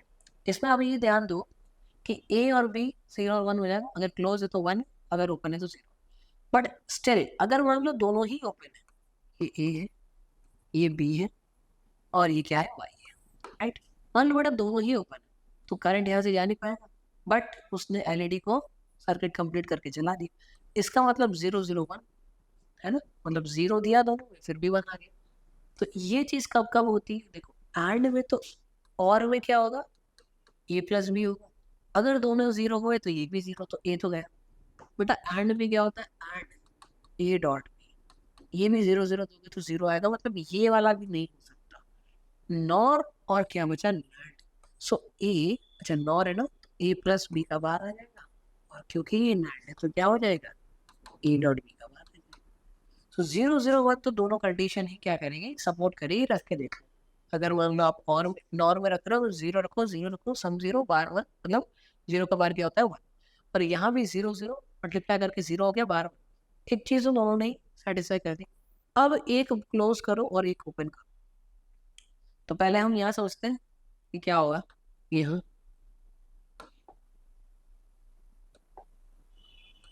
हाँ ठीक। तो बेटा अगर मैं एक को मैंने 0 मतलब खुला हुआ है और ये क्लोज है, मुझे एक बात बताओ, अगर एक रास्ते पे अवरोध है, रेजिस्टेंस, और दूसरे रास्ते पे रेजिस्टेंस नहीं है, तो करंट कहाँ जाना चाहेगा, करंट कम से कम काम करना चाहता है तो वो कम रेजिस्टेंस की तरफ जाएगा। अब देखो यहाँ कि जब करंट यहाँ आएगा तो बेटा यहाँ तो रेजिस्टेंस लगा है इस वाले पाथ पे, तो ये यहाँ नहीं जाएगा, ये यहाँ से इधर शॉर्ट हो जाएगा। क्या हो जाएगा, शॉर्ट, मतलब एलईडी नहीं जलेगी। बस ये कंडीशन चेक कर लो कि अगर एक ओपन है एक क्लोज है तो बंद होनी चाहिए एलईडी। क्या यहाँ हो रही है, ये क्या यहाँ हो रही है, आओ इस पे देखते हैं। 0 और 1 का बार, 0 और 1 का बार मतलब 0 to 1 is 0 का बार, दैट इज 1, मतलब ये तो नहीं है ना, 1 हो रहा आपने बार निकाला, यहाँ भी चेक कर लो। 0 + 1 का बार मतलब 0 + 1 कितना हो गया, 1, 1 का बार क्या होता है 0, तो क्या आंसर हो जाएगा। देखा बेटा इस तरीके से करना है आपको आपको, और मैंने आपको कॉन्सेप्ट बताया है कि अगर एक को क्लोज करोगे ना तो रेजिस्टेंस में करंट नहीं जाना चाहेगा, वो क्यों काम करना चाहेगा, करंट भी आलसी होता है, ठीक है, इस तरीके से निकल जाएगा, जैसे आप आलसी हो ना वैसे ही। चलिए 21, the value of gamma, the value of gamma CP by CV. देखो बेटा गामा क्या होता है, गामा क्या होता है 1+2/f, है ना, यही होता है गामा। अच्छा अब इसमें कह रहा है हाइड्रोजन, हाइड्रोजन मतलब डायटोमिक, हाइड्रोजन हीलियम और एक और है जो कि है, ठीक है, जो डायटोमिक है लेकिन उसका वो ले रहे हैं हम लोग, क्या नाम है, वाइब्रेशन वाला मोड भी ले रहे हैं, ठीक है, समझ गए। सो यहाँ पे क्या है, डायटोमिक बट वाइब्रेशन के साथ में, ठीक है। सो यहाँ पे एफ क्या क्या होते हैं तीनों में, हाइड्रोजन जब आप लोगे, हाइड्रोजन जब आप लोगे तो इसमें F3 हो जाएगा, हीलियम में आई थिंक 5 होता है, ठीक है, हीलियम में क्या होता है, हाइड्रोजन हीलियम में क्या होता है 5, रुको, डाई एटॉमिक में होता है 3, हाँ इसमें 5। अच्छा इसमें क्या होता है, डाई एटॉमिक है, डाई एटॉमिक का मतलब क्या हो जाएगा,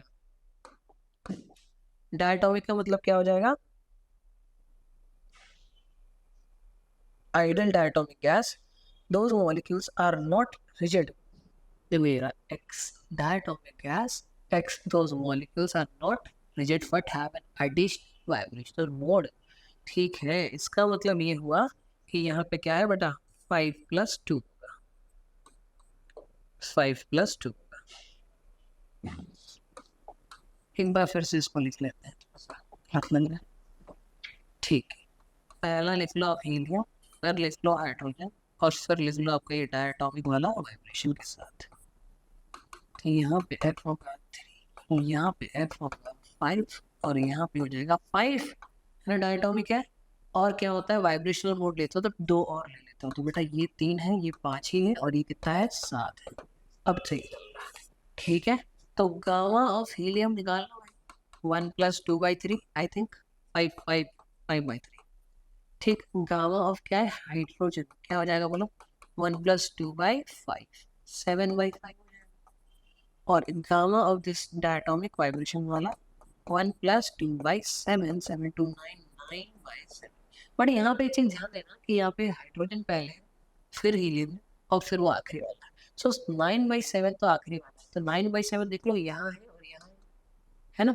अच्छा उसके बाद क्या है बीच में हीलियम, हीलियम का मतलब भी 5/3, सो 5/3 5/3 ये रहा, ठीक है, और उसके बाद में क्या है hydrogen, that is 7/5, 7/5 5/3, correct option C.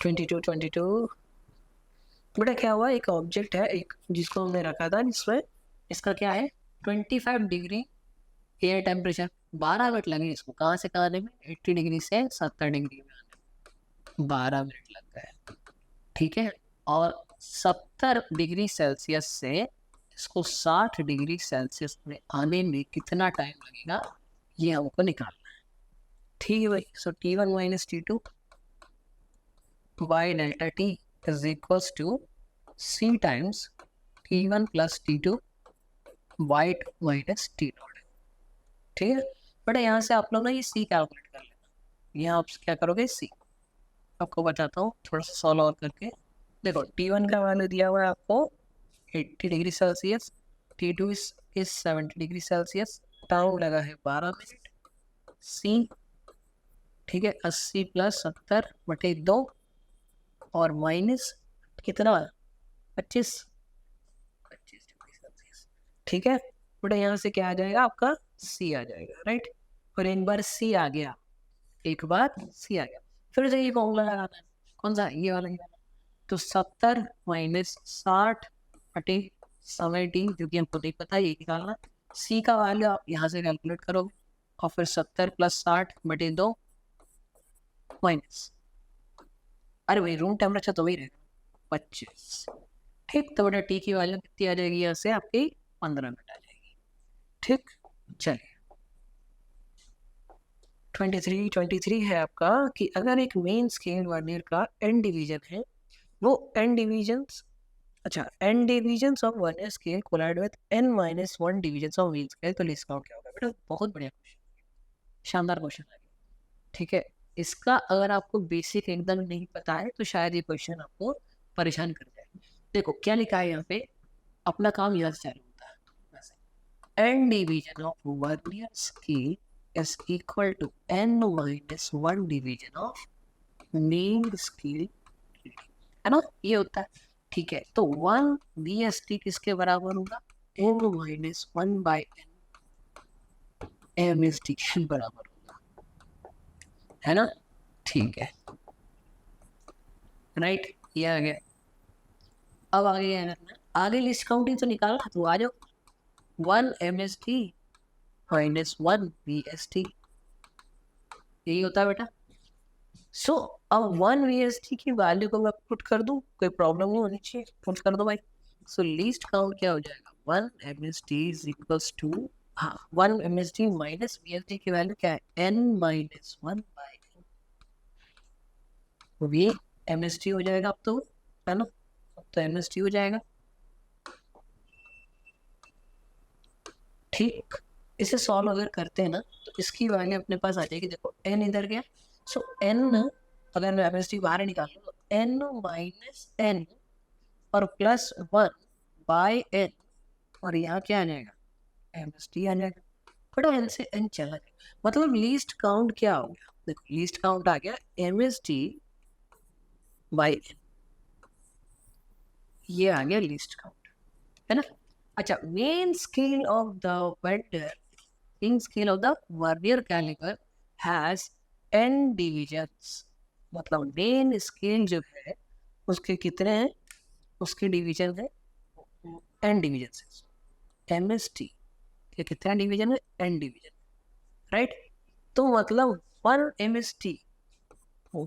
MST कितना डिवीजन होगा, 1/n होगा, है ना।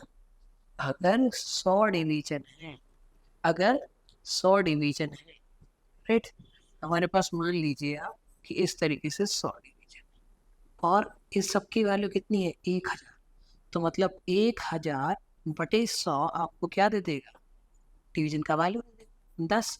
यहाँ पे एक MSD की वैल्यू क्या आ जाएगी, 1/n, क्यों, क्योंकि डिवीजन में टोटल है ना MSD, वो n है, तो एक की वैल्यू क्या आ जाएगी, 1/n आ जाएगी, राइट। इसको हटा देता हूँ, तो बेटा 1 MSD मतलब 1/n इंटू 1/n, मतलब 1/n स्क्वायर आ जाएगा, क्या आ जाएगा, 1/n स्क्वायर। बहुत बढ़िया क्वेश्चन था ये वाला। 24 देखेंगे, a person traveling in a straight line moves with a constant velocity v1, है ना, x डिस्टेंस गया, और v2 भी x डिस्टेंस गया। बेटा बहुत इजी क्वेश्चन दिया है, वेलोसिटी क्वेश्चन है। ठीक है भाई, क्या हुआ कि x डिस्टेंस है, ये भी x डिस्टेंस है, ये v1 वेलोसिटी है, ये v2 वेलोसिटी से गया। क्वेश्चन पूछ रहा है एवरेज वेलोसिटी निकालना है, बहुत इजी, टाइम निकालना। टाइम क्या होगा, डिस्टेंस बाय स्पीड, है ना। यहाँ पे टाइम क्या हो जाएगा, t2 डिस्टेंस बाय स्पीड। तो एवरेज वेलोसिटी क्या होता है, total distance by total time t1, लेकिन 2x by total time t1 plus t2, मतलब x बाय v1 और प्लस x बाय v2, यही होगा ना। इधर आ जाओ। सो अगर देखिए इसमें क्वेश्चन में v टाइप का एवरेज जो है वो ऐसे दिया हुआ है, क्या हो जाएगा, 2x बाय, देखो x कॉमन निकाल सकते हैं, निकाल दो, 1/v1 प्लस 1/v2, x से x चला गया, है ना। तो क्या होगा, v/2 इज इक्वल टू क्या हो जाएगा, 1/टाइम्स आ जाएगा। तो इसको इधर भेज दो, इसको इधर भेज दो बेटा, 1/v1 plus 1/v2 equals to 2/v आ जाएगा। देखो जरा कोई है ऐसा ऑप्शन, दिख तो रहा है, डेली आंसर हो जाएगा 25। Assuming that the gravitational potential energy of an object is at infinity is 0, the change in the potential energy, that is final minus initial, of an object mass m taken to height h from the surface of the earth r is given by। देखो भाई अर्थ है, यहाँ पे potential energy क्या होगा बेटा, u1 minus g(m)(m)/r, क्यों, क्योंकि यहाँ से यहाँ तक की रेडियस क्या बेटा, r है। अब इसको आपने कुछ हाइट h पे लेना, मान लो ये हाइट h है और ये r है, तो यहाँ पे क्या मिलेगा, u2 मिलेगा। u2 की वैल्यू पे लिख minus g(m)(m)/r plus h, right, यही होगा। करेक्ट। अभी कह रहा है पैनल माइनस इनिशियल, देखिए माइनस के फॉर्म में होता है, तो डेल्टा यू क्या हो जाएगा बेटा, u two minus u one हो जाएगा, तो minus d m m by r plus h, minus of minus, minus of minus plus g M m by are.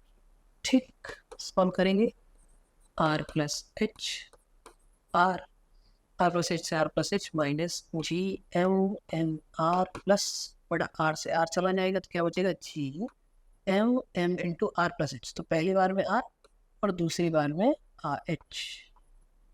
अब इसमें फायदा क्या हुआ कि ये दोनों तो कट गए, इसका मतलब क्या बचा, G M M H by R plus H, है ना, 26। बेटा 1 ग्राम का पानी है, इसका वॉल्यूम है 1 सेंटीमीटर क्यूब, 100 डिग्री पे स्टीम में कन्वर्ट हो जाता है, एटमॉस्फेरिक प्रेशर 10⁵ पास कर लिया, वॉल्यूम स्टीम की क्या है 1671, स्पेसिफिक हीट वगैरह दी हुई है, आपको चेंज इन इंटरनल एनर्जी। ठीक है, डी क्यू क्या होता है बेटा, thermodynamics D U plus T W, तो डी क्यू क्या हो जाएगा, D U plus P D V, है ना, वॉल्यूम में चेंज जो कि हो भी रहा है। सो निकालना क्या है, सो डी यू क्या हो जाएगा, फिर से एक बार लिख लेते हैं, D Q minus P D V, D Q minus P D V, बस आधा काम तो हो गया। निकालो भाई, D U is equal to D Q, बड़ा डी क्यू समझो कि चेंज हो रहा है ना, चेंज हो रहा है, इसका मतलब क्या होगा, एम इंटू एल होगा, क्या होगा, एम इंटू एल होगा, मास कितना दिया, ठीक, एल 2256, है ना, यही है, ठीक है। 1 ग्राम का मतलब केजी में 10⁻³ और 2256। अच्छा, यहाँ ये ध्यान देना कि पर ग्राम है, इसका मतलब मैं क्या करूँगा, इसे 10⁻³ से फिर से एक बार मल्टीप्लाई करना पड़ेगा, मुझे केजी में तो कन्वर्ट करना ही, ठीक। अगर दिख रहा है तो अच्छी बात है कि कट जाएगा, राइट, प्लस प्लस नहीं माइनस, एटमॉस्फेरिक प्रेशर हो रहा है बेटा, सो पीडीवी का पी क्या होगा 10⁵ और वॉल्यूम में चेंज, देखो पहले ये बाद में ये फाइनल माइनस इनिशियल, 1671 माइनस 1, ठीक। इसको आप सॉल्व कर लीजिए बेटा, और कुछ भी इसमें चाहे एक चीज़ और कन्वर्ट करनी है यहाँ पे, ये देखो वॉल्यूम जो है वो किस में है, सेंटीमीटर क्यूब में है, मीटर में कन्वर्ट करना पड़ेगा, 10⁻² करते हैं हम लोग, और क्योंकि वॉल्यूम है तो पावर 3 मतलब 6 -6, बस। अब इसको आप सॉल्व करो बेटा, आपका आंसर आ जाना चाहिए 2089। अब कुछ भी नहीं करना है, सिर्फ सॉल्व करना है, plus minus into divide, option D. 27 देखेंगे बेटा, 27 अगला page, angular width of central maximum for diffraction for lambda equals to 6000 angstrom is theta naught, and the same slit is illuminated by another monochromatic light, the angular width decreases by 30%। ठीक है भाई, तो अब देखिए θ1 क्या दिया हुआ है आपको, θ1 यहाँ पे हो जाएगा 2 लैम्डा बाई ए, है ना, सो 2 लैम्डा का वैल्यू 6000 बाई ए, राइट। अच्छा, θ2 ये कह रहे हैं कि भाई 30% कम हो जाएगा, इसका मतलब 7/10 θ1 हो जाएगा, और θ1 तो ये रहा, तो फिर θ2 की वैल्यू कितनी आ गई, θ2 की वैल्यू आ जाएगी 7/10 इंटू 2 इंटू 6000 बाई ए, ठीक, ऐसे आ जाएगी। अच्छा, ये जो θ2 है, θ2 की जो वैल्यू आई है हमारे पास में 7/10 इंटू 2 इंटू 10⁻6000 बाई ए, ये किसके बराबर होगी बेटा, ये बराबर होगी आपके पास में 2 टाइम्स ऑफ लैम्डा 2 बाई, इसी के तो बराबर होगी, θ2 भी क्या होगा 2 लैम्डा 2 बाई होगा। तो यहाँ से 2 से आप 2 काट दीजिए, यहीं से ए काट दीजिए, और लैम्डा 2 की वैल्यू आप कैलकुलेट कर लीजिए, आपको कितना मिल जाएगा, इसका वैल्यू 4200 एम्स्ट्रॉम मिल जाएगा। 28 करेंगे, 28 करेंगे बेटा, the work function of the photosynthetic material is 4, है ना, और the longest wavelength of the light can cause, so phi क्या है बेटा, H C by lambda naught है, तो lambda naught equals to H C. अब एच सी का जो वैल्यू है ना वो 1240, 1240, तो नैनोमीटर वगैरह भी दिया तो इसको मतलब कन्वर्ट करने की जरूरत नहीं है। 5 का वैल्यू रख दोगे 4, बस इतना ही सॉल्व कर दो। 310 नैनोमीटर, ये ऑप्शन इज राइट। चलिए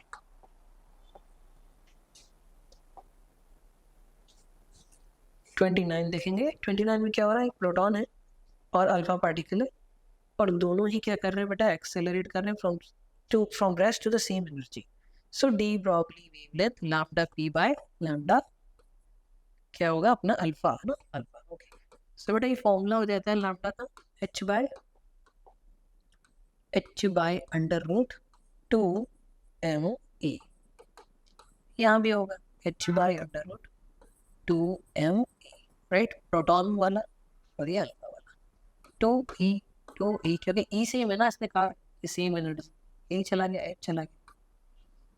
सो lambda B by lambda alpha is equals to 1 upon types में आएगा, तो इसका मतलब क्या हुआ, 1 upon under root mass of proton और 1 upon under root mass of alpha.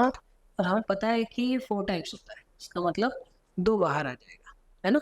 हमको क्या पता है, हमको ये पता है कि 4 times mass of proton by mass of proton divide कितना आएगा, 2:1 सी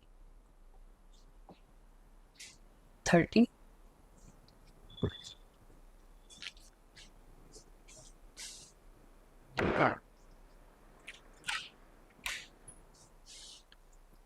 Buddha 30, an object of mass 10 kg moves the constant velocity 10 meter per second और mass कितना है 10 kg, right? A constant force then acts for 4 seconds, यहाँ तक तो कहानी होगी। उसके बाद में टाइम 4 सेकंड तक एक फोर्स लगाया गया, मतलब कुछ एक्सेलरेशन बेसिकली दे रहे हैं उसको हम लोग, and gives it a velocity of 2 metre पर सेकेंड। पहले हमारे पास में वेलोसिटी कितनी थी, 10 मीटर पर सेकेंड की थी, है ना। अब जो वेलोसिटी हो रही है वो कितनी हो रही है, 2 मीटर पर सेकेंड, 4 सेकेंड के बाद दिख रहा है D acceleration in the opposite direction, है ना। देखो the magnitude of the force, ठीक है भाई, निकाल लेते हैं। बेसिकली एक्सेलरेशन निकालना मास से मल्टीप्लाई कर, तो देखो भाई वी एफ माइनस मतलब v equals to U plus A T होता है ना, उसको आप ऐसे भी लिख सकते हो, बाकी वैसे ही लिख लेते हैं। चलो V F equals to U plus A T, है ना। वी फाइनल वेलोसिटी क्या बेटा 2, इनिशियल कितनी थी 10, और ए नहीं पता, और समय कितना है 4, बड़े इधर से ना -8 हो जाएगा, -8 बटे 4 हो जाएगा, मतलब एक्सेलरेशन का वैल्यू कितना हो जाएगा -2 हो जाएगा। और -2 को आप क्या करोगे, मास से मल्टीप्लाई कर दोगे, तो क्या आ जाएगा -20 न्यूटन का फोर्स आ जाएगा। Very very easy. 31 ठीक। अब देखो ये उन बोल देना सर पे जियो स्टेशनरी तो कट चुका हो, क्योंकि उसका सिर्फ नाम आया, ठीक है, और कुछ भी नहीं। चलिए time period of a Jio stationery satellite कितना दिया, 24 आवर दिया। अब कह रहा है कि अच्छा at a height of 6 RE, तो अगर एक एनुअल सैटेलाइट लेते हैं जिसका हाइट कितना है 2.5 RE, उसका टाइम पीरियड क्या होगा। इजी, क्यों इजी, हमें केपलर्स लॉ पता है कि time period is proportional to a का, अच्छा टाइम पीरियड का square is proportional to a का क्यूब, है ना, रेडियस का क्यूब। सो बेसिकली क्या हो जाएगा, T1/T2 का whole square is equals to R1/R2 का पावर 3, यही हो जाएगा। बस फिर T1 की वैल्यू रख दो 24 आवर, दिया है क्वेश्चन। T2 नहीं मालूम, पावर में 2, हाँ R1, तो बेटा R1 बोलो। अब R1 क्या होगा भैया, ये H दिया है, R क्या होगा, radius of earth plus 6R, क्योंकि आप पहले रेडियस ऑफ अर्थ पार करोगे ना, उसके बाद कुछ हाइट H लोगे, तो इन दोनों का सम करना पड़ता है 7R, है ना, 7R। और यहाँ भी यही हाल है, एक R ऐड करो 3.5R, और इन दोनों का क्या क्यों बेटा, आर से आर कट जाए, T2 की वैल्यू कैलकुलेट करोगे ना, सी ऑप्शन क्या आएगा, सी ऑप्शन 6√2H। बड़ा 32 की तरफ बढ़ते हैं। The variation of EMF with time for 4 types of generators as shown in figure, which amongst them can be called as AC। AC का मतलब सिंपली देखो, कंफ्यूज कभी मत होना, AC का मतलब अल्टरनेटिंग। अब जरूरी नहीं है कि वो ऐसे घुमावदार हो या फिर मतलब पीक वाला हो या फिर बॉक्स बन रहा हो, भाई सारे हैं, सारे अल्टरनेटिंग, कोई दिक्कत नहीं है। कौन सा आंसर है? दिल्ली। ठीक है, अल्टरनेटिंग मतलब अल्टरनेटिंग। अब वो कुछ भी हो सकता है, आपका साइनसॉइडल हो सकता है, बॉक्सेस हो सकते हैं, ट्रायंगल हो सकता है, क्या दिक्कत? कोई दिक्कत? अब यहाँ करेंगे, इजी क्वेश्चन है ये वाला भी। So a body of mass m is kept on a horizontal surface and some force is applied, पर वो मूव नहीं करता है, तो resulted normal reaction and frictional force F का वैल्यू क्या होगा? मान लीजिए बेटा ऐसी ऑब्जेक्ट रखा हुआ है, इसके ऊपर फोर्स लगाया एफ, मान लीजिए इधर लगाया, तो फ्रिक्शन कहाँ लगेगा यहाँ, और नॉर्मल रिएक्शन कहाँ लग रहा था? ठीक। सो बेसिकली अगर आप देखो तो एन इधर लग रहा है, एस इधर, एफ एस इधर लग रहा है, तो रिजल्टेंट तो ये आना चाहिए। हाँ वही है रिजल्टेंट। कैसे निकलेगा? एफ एस का स्क्वायर प्लस एन का स्क्वायर का रूट, यही क्या है? फ्रिक्शन का, यही अप्लाइड फोर्स है ना, यही क्या है? Applied force. अब ये वैल्यू या फिर इससे बराबर ही है या फिर इसके बराबर है, ठीक है। एफ क्या है इस तरीके से, अच्छा फ्रिक्शन म्यू एम जी का स्क्वायर, म्यू एम जी का स्क्वायर प्लस एन का वैल्यू फिर से एम जी, इसका भी स्क्वायर। मतलब बेसिकली बेटा एम जी स्क्वायर कॉमन निकाल लो और वन प्लस म्यू स्क्वायर लिख दो, और इसका क्या आएगा? ब्रैकेट आएगा। इसका क्या आएगा? ब्रैकेट आएगा। Option A. 34 हीरा। सो बेटा क्या हुआ कि 5m मास था जो कि रेस्ट पे था, सडनली वो 3 फ्रैगमेंट्स में टूट गया। एक m का था, एक m का था, तो बचा हुआ बताओ कौन सा होगा? 3m का। बचा हुआ क्या होगा? 3m का हो जाएगा, है ना। अब आपको निकालना है कि, यहाँ पे निकालना है कि energy release during this process. अच्छा इसकी वेलोसिटी v दी हुई है क्वेश्चन में, इसकी वेलोसिटी भी दी है, और शायद म्यूचुअली परपेंडिकुलर है, इसकी वेलोसिटी नहीं पता, पहले वही निकालेंगे। 5m तो रेस्ट में था, ठीक है, 5m किस पे था? रेस्ट पे था।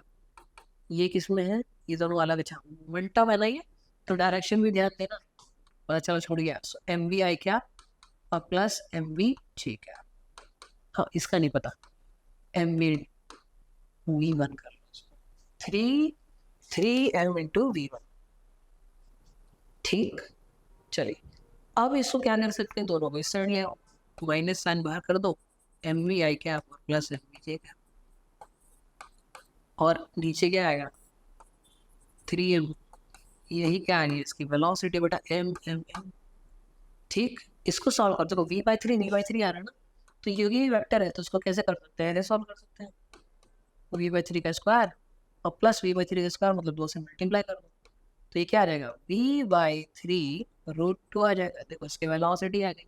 सबसे पहला चैलेंज तो यही था हमारे पास, इसकी वेलोसिटी को कैलकुलेट करना।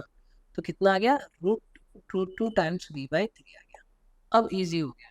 इजी इसलिए हो गया क्योंकि अब हमें एनर्जी रिलीज निकालनी है, और एनर्जी रिलीज क्या है इन सबका kinetic. So half mass into velocity का square plus half mass into velocity का स्क्वायर। अच्छा लास्ट वाले में आप क्या करोगे? Half into mass 3m into √3 का होल स्क्वायर। बस इतना ही करना है, इसको सॉल्व कर लो। ये दोनों को करोगे ना तो 2/2 mv स्क्वायर, और ये क्या हो जाएगा? 3m/2 into 2v square by 9। बेटा ये तो गया 3 था 2, सो बेसिकली ये आपका हो जाएगा 4/3, शायद 4/3 होना चाहिए, करेक्ट 4/3 को सॉल्व कर लो, 4/3 mv स्क्वायर आ जाएगा। 35 क्वेश्चन में कोई ज़्यादा प्रॉब्लम नहीं आनी चाहिए, क्यों?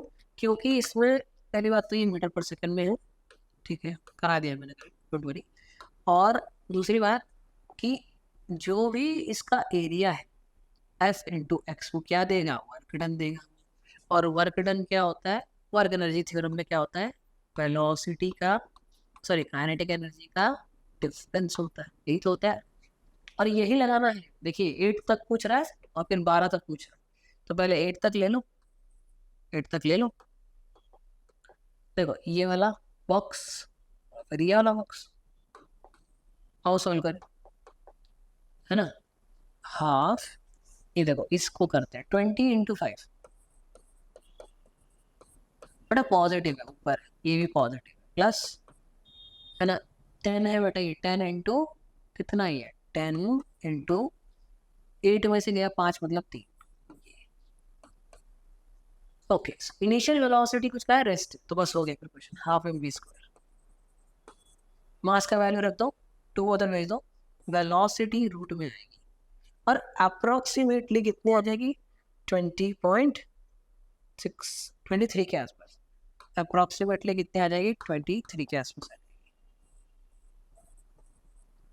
मीटर पर सेकेंड, है ना। मतलब ये गया, ये गया, ये गया, नहीं नीचे वाला नहीं गया, 2 गया और 2 बचा हुआ है, ए और डी में चुका आंसर। अब अगला जब आपको कहा 12 तक निकालना है, तो इसका मतलब आपको ये नीचे जो बना हुआ है ना, इसको भी लेना पड़ेगा, ये वाला पार्ट, राइट। तो बेटा ये 20 है और ये 2 है और ये एक ट्रायंगल है, ठीक, जिसका हाइट 5 है, 25 और 20 5, और डिफरेंस क्या है 2, तो यहाँ से भी एरिया निकल जाएगा, क्या आएगा मैं लिख देता हूँ।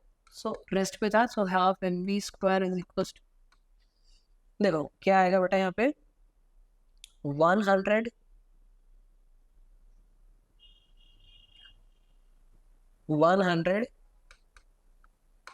है ना, 20 × 5 is 100 प्लस 3 × 10 is 30, सही जा रहे।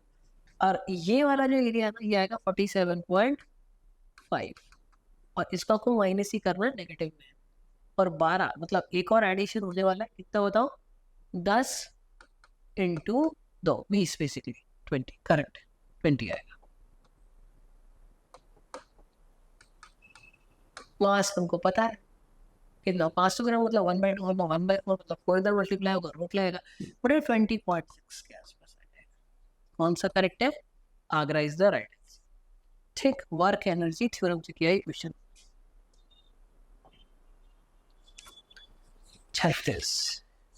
एक सॉलिड सिलेंडर है 2 kg का, जिसका रेडियस 50 सेंटीमीटर है, जो रोल अप हो रहा है, ऊपर की ओर जा रहा है 30 डिग्री इंक्लिनेशन पे। सेंटर ऑफ मास की वेलोसिटी कितनी, 4 मीटर पर सेकंड है। डिस्टेंस ट्रैवल निकालना, अगर जी का वैल्यू 10। सिलेंडर है ना, ऐसे चढ़ेगा ऊपर 30 डिग्री, मान लो कुछ अच्छा कुछ चढ़ जाएगा, कभी है मान लो यहाँ तक चढ़ गया, अच्छा हिट मान लेते हैं।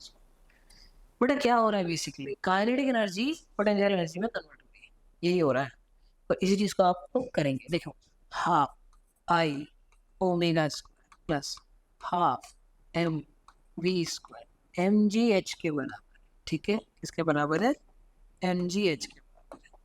Solid cylinder M R square by 2, M R square by 4 हो गया, omega square half M we square M G H M M M, अरे बोलो, है ना, निकालना क्या, हाइट निकाल ले वैसे तो डिस्टेंस ट्रैवल निकालनी, हाइट नहीं निकालनी, ठीक है। अच्छा ओमेगा, बेटा ओमेगा बी इक्वल्स टू क्या होता है, ओमेगा, ओमेगा क्या होगा, b by r, so r square by 4 multiplied by omega मतलब b square by r square, r square से आर स्क्वायर चला गया, वी स्क्वायर बाई 2 बचेगा, कितना बचेगा 2, और इधर क्या बचेगा जी एच बचेगा। इसको यहाँ सॉल्व कर लेते हैं, LCM 4 V square plus 2v square is equals to gh, 3b square by 4 is equals to gh।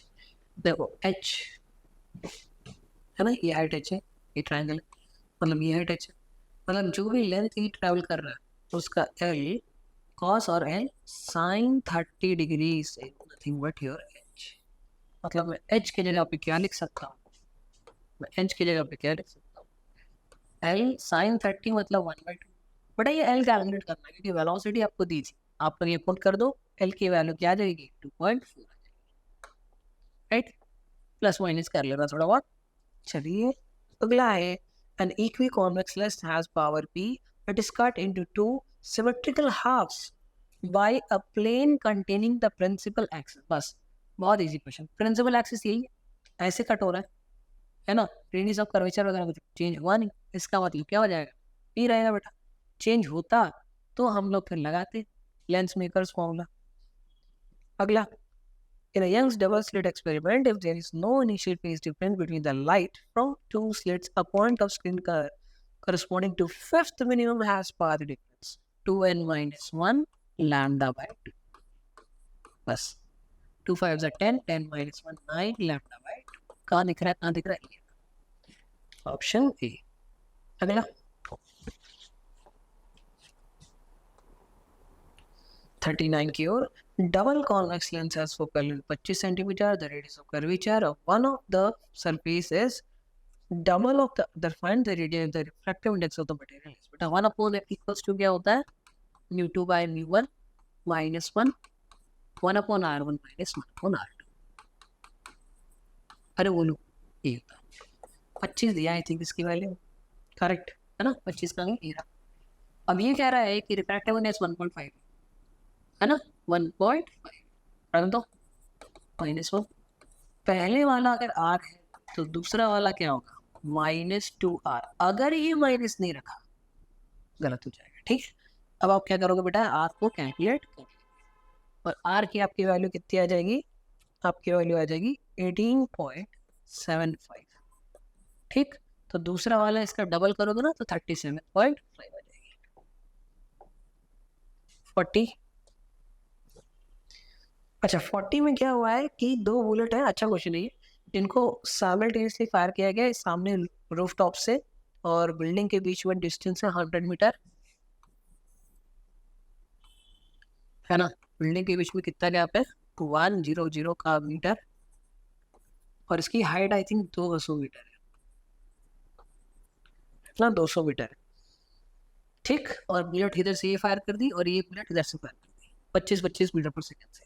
बेटा एक बात बताओ मुझे, अगर हमें हॉरिजॉन्टली हम दो लोग हैं सामने सामने खड़े है ना, हम और आप ही है, मार दे गोली, ठीक। थोड़ा नीचे आएगी, राइट, सेम स्पीड है, जितना ये गिरेगी उतना ही वो गिरेगी। तो एक बात तो है, ये दोनों मैच मिलेंगे कहीं ना कहीं। कहाँ मिलेंगे बेटा, ये सेंटर में मिलेंगे, क्योंकि सेम स्पीड है, बिल्कुल सेम स्पीड है, हाँ, और सेम हाइट है, 200 है, ये भी 200 है। सेंटर में आके मिलेंगे थोड़ा नीचे, तो ऐसे कुछ यहाँ मिलेंगे, है ना, ये ऐसे कुछ बनना चाहिए। अच्छा तो मतलब 50 मीटर सर ये क्रॉस करेगा, 50 मीटर क्रॉस कर जाएगा। अब वेलोसिटी आपको 25 दी है और 50 मीटर, तो स्पीड क्या होता है, डिस्टेंस पर टाइम 50/t, तो t क्या हो जाएगा, t हो जाएगा 2 सेकेंड। मतलब ये कि 2 सेकेंड में दोनों ही टकरा जाएंगे। सो टाइम दिया आ गया 2 सेकेंड। अब ये बताओ मुझे कि 2 सेकेंड में अगर ये टकरा रही है तो ये भी 2 सेकेंड में यहाँ से आ जाएगी। बस आप इतना कैलकुलेट कर लो कि इस 2 सेकेंड में ये कितना नीचे गिरेगी, और आपका आंसर आ गया, ठीक। एस क्या होता है, UT plus half AT square, Y axis में तो बेटा जीरो वेलोसिटी प्लस हाफ, इसीलिए जी का वैल्यू 10 दिया था कि इजी फॉर कैलकुलेशन। टी का स्क्वायर 2 का स्क्वायर 4 टू 20 मीटर कितना गिरेगा 20 मीटर। कहाँ टकराएगी, एक 200 में से 20 उड़ा दो 180। वेरी वेरी इजी, अच्छा क्वेश्चन था, अच्छा क्वेश्चन था, इतना इजी भी नहीं था तो डिफिकल्ट भी नहीं था। बड़ा रीडिंग दी हुई है, ठीक है, बहुत इजी क्वेश्चन दिख रहा मुझे, तो कैसे करना है, निकालना क्या है, अच्छा वी निकालना। वी का मतलब होता है कि यहाँ का और यहाँ का बीच का पोटेंशियल है ना। ये दी हुई आपको ऑप्शन 0.5 0.4 0.6 है ना, ऐसे क्यों। तो 2 वोल्ट यहाँ पर था, 2 वोल्ट यहाँ पर था, और यहाँ पे कुछ और होगा और यहाँ पे कुछ और, ठीक। कैसे करेंगे sir, V1 equals to 20 10 to V by 20 plus 30 ऐसे करेंगे। सो बेसिकली 2/5 इंटू V का वैल्यू मतलब 4/5। ये ऊपर वाले का आ गया, नीचे वाला का भी निकाल 30 इंटू V by 50 है ना, 13 + 20 कितना होता है 50, 3/5। बी का वैल्यू 2 तो 6/5 राइट है। आई थिंक डिफरेंस ही पूछा है, डिफरेंस ही बहुत बड़ा डिफरेंस बताता। तो 6/5 माइनस 4/5 2/5 2/5 करो इसको कैलकुलेट। 2/5 2/5 है ना 0.4 बॉम्बे 41 का आंसर है आपका बॉम्बे करेक्ट। ठीक है, ये आपको पता होगा कि अगर इसके थ्रू निकालते हैं तो 20/50 इंटू की करते हैं और यहाँ करोगे तो 30/50 इंटू की करते हैं, बाकी बात में डिफरेंस निकालो। तो बॉम्बे ऑप्शन, बॉम्बे आंसर है 42 मीटर ब्रिज है बेटा, है ना। अच्छा इसको कैसे बना सकते हैं मीटर ब्रिज को, आओ बना के दिखाता हूँ आपको। तो ये डेंसिटी देखो ये यहाँ ऐसे है ना, और उसके बाद में ये ऐसे ऐसे ऐसे ऐसे और ये अप्लाई कर, बीच में लगाया जी, और ये ऐसे क्यू, ये पी, ये ऐसे L1 और ये L2 है ना, ऐसे लगा है बीच में जी। क्वेश्चन यही कह रहा है कि इसको अगर हम सेलर्स का पोजीशन बदल दें, तो बेसिकली क्वेश्चन कह क्या रहा है, ये कह रहा है कि अगर ये ऐसे पी है यहाँ पे ये क्यू है, यहाँ पे L1 है और यहाँ पे L2 है, तो हम गैल्वेनोमीटर अगर ऐसा लगा दे तो क्या फर्क पड़ेगा, ये सवाल था। ठीक है, अगर आप नहीं समझे थे तो मैं बता रहा हूँ कि ऐसे से ऐसा किया तो क्या फर्क पड़ेगा। क्या यस, इफ यस मतलब क्या बोल रहा है, now if the interchange the positions of the galvanometer cell when the bridge work, क्यों नहीं वर्क करेगा, क्या दिक्कत है इसमें, जाएंगे करंट इधर से कोई दिक्कत नहीं। दूसरा अगर जाएगा तो क्या बैलेंस कंडीशन, अरे भाई कोई दिक्कत ही नहीं है, P/Q इक्वल्स टू L1/L2। कहाँ लिखा है ये देख लो, बॉम्बे, वेरी वेरी इजी। चलिए 43 the relation amongst the three elements of the Earth's magnetic field, namely horizontal component H, vertical component V होगा ये, ठीक है मैं ध्यान रखूँ, एंड डेल्टा आर। बट इसका तो डायरेक्ट हो जाता है कि ये जो V होता है ना, बी साइन डेल्टा होता है, और H क्या होता है, बी कॉस डेल्टा होता है, राइट। ये मॉडल में भी आपको दिया है 44। Two toroids, 1 and 2, total number of turns 200 and 100 respectively. Their average radii 40 and 200 centimeter. The carry same current. The ratio of the magnetic field. बेटा B क्या हो जाएगा, म्यू नॉट N I बटे 2/R। अब इसको रख दो वैल्यू और सॉल्व, कुछ भी नहीं करना, B1/V2 कर दो,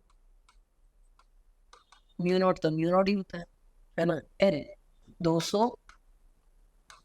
I सेम करंट, 2π तो कट ही जाएगा, बट लिख देते हैं रेडियस 40, नीचे म्यू नॉट 100 करंट सेम 2π और ये कितना 20 कर तो 100 2π म्यू नॉट आई 100 के 2 0 इसके 2 इसका एक 2 2 1 is to 1 is to 1 C and F C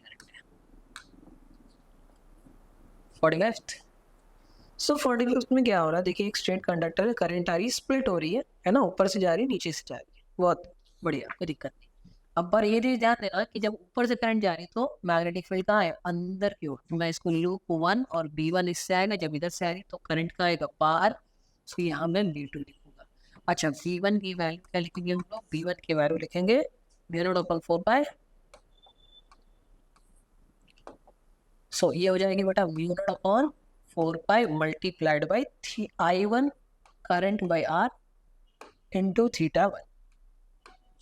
बताओ अगर ऐसे है तो ये कितना हो जाएगा, 360 में से बढ़ा दो 270, मतलब कितना होगा भाई, पाई में लिख लो 270 इंटू पाई बाई 180 करके लिख लो, बट ये आपका आ जाना चाहिए 3π/2। ठीक है चलिए, और करंट किस तरीके से डिवाइड हो रहा है, ये भी बहुत इंपॉर्टेंट चीज है। ठीक है देखो I करंट आ रहा था, इसमें से I1, इसमें से I2, तो बेटा I1 करंट क्या हो जाएगा, देखो रेजिस्टेंस अगर मान लो R है इसका टोटल, तो बेटा ये R 3R/4 और ये क्या होगा R/4, तो बस उसी तरीके से आपको डिवाइड करना है यहाँ पे R2 bye R1 plus R2 into आई, ऐसे डिवाइड करना। तो I1 की वैल्यू कितनी आ जाएगी बेसिकली आपके पास में, I1 की वैल्यू आ जाएगी I/4। रेजिस्टेंस ज़्यादा है, करंट कम होगा। और I2 की वैल्यू कितनी आएगी 3/4I। परफेक्ट है। बड़े इन सब वैल्यूज को आपको इसमें पुट करेंगे तो B1 आ जाएगा μ0/4 पाई मल्टीप्लाइड बाई I1 की जगह पे I/4, R तो R नहीं, R को भी सही से रखना पड़ेगा। अच्छा ये जो आ रहे हैं रेडियस वाला आ रहा है, ठीक, तो ये तो आ रही रहेगा θ1 3π/2 है ना। इतना बना लिया है कि बस B2 निकाल दो, डिवाइड कर दो, B2 की वैल्यू क्या होगी, B2 होगा μ0/4 पाई। करंट I1 था तो I2, बट I2 की वैल्यू क्या हो जाएगी 3/4I, है ना। अच्छा एंगल π/2, इन दोनों को आप डिवाइड करेंगे, ठीक। अच्छा B1 का बेटा अंदर जा रहा है, अंदर जाता है एरो तो क्रॉस दिखता है, B2 मैग्नेट है, फील्ड सेंटर में बाहर आ रहा है, तो यहाँ क्या होगा डॉट होगा। इसको अगर आप लोग सॉल्व करेंगे ना तो ध्यान से देखो कि ये कितना जाएगा, B1 हो जाएगा यहाँ से μ0 3π 4 4 16 16 to 32 पाई R, पाई से पाई, मतलब μ0 3 μ0 बटे 32 R। ये आ रहा है, यहाँ देखो भाई बेटू क्या आ जाएगा 3 μ0। अच्छा एक से करंट वरेंट का आई भी, इसको भी सूट कर 3 μ0 आई, पाई से तो पाई गया 16 इंटू 32। बड़ा एक चीज देखो 32 R, ये आ गया, और ये अंदर, अरे भाई दोनों ही सेम आ गई वैल्यू, इसका मतलब क्या होगा 0। पूरा सॉल्व कर रहा हूँ मैं आपके लिए, है ना। इस तरीके से क्वेश्चन करना था। बड़ा ये क्या है, ये एक IV कैरेक्टरिस्टिक है फोटो डायोड का, जो कि रिवर्स बाइस में कनेक्टेड होता है, ई ग्राफ उसी का होता है, तो डायरेक्ट इसका डी आंसर 47 देख लीजिए। लास्ट के कुछ क्वेश्चन है। हाँ CE एम्पलीफायर है, भी देखो बेटा गेन होता है ना, वो होता है V0/Vi होता है,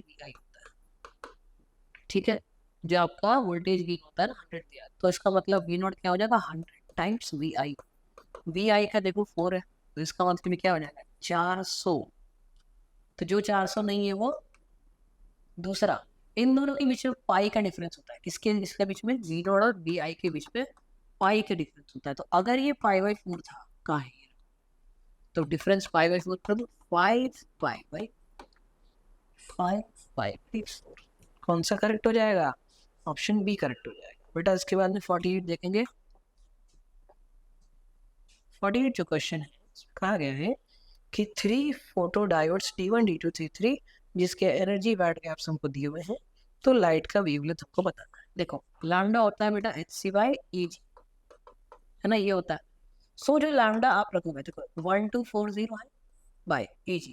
अब इसकी वैल्यू 2.43 रखो, एक बार 1240 बाय एक बार रखोगे 1.8, और 1240 और एक बार क्या रखोगे 2.5।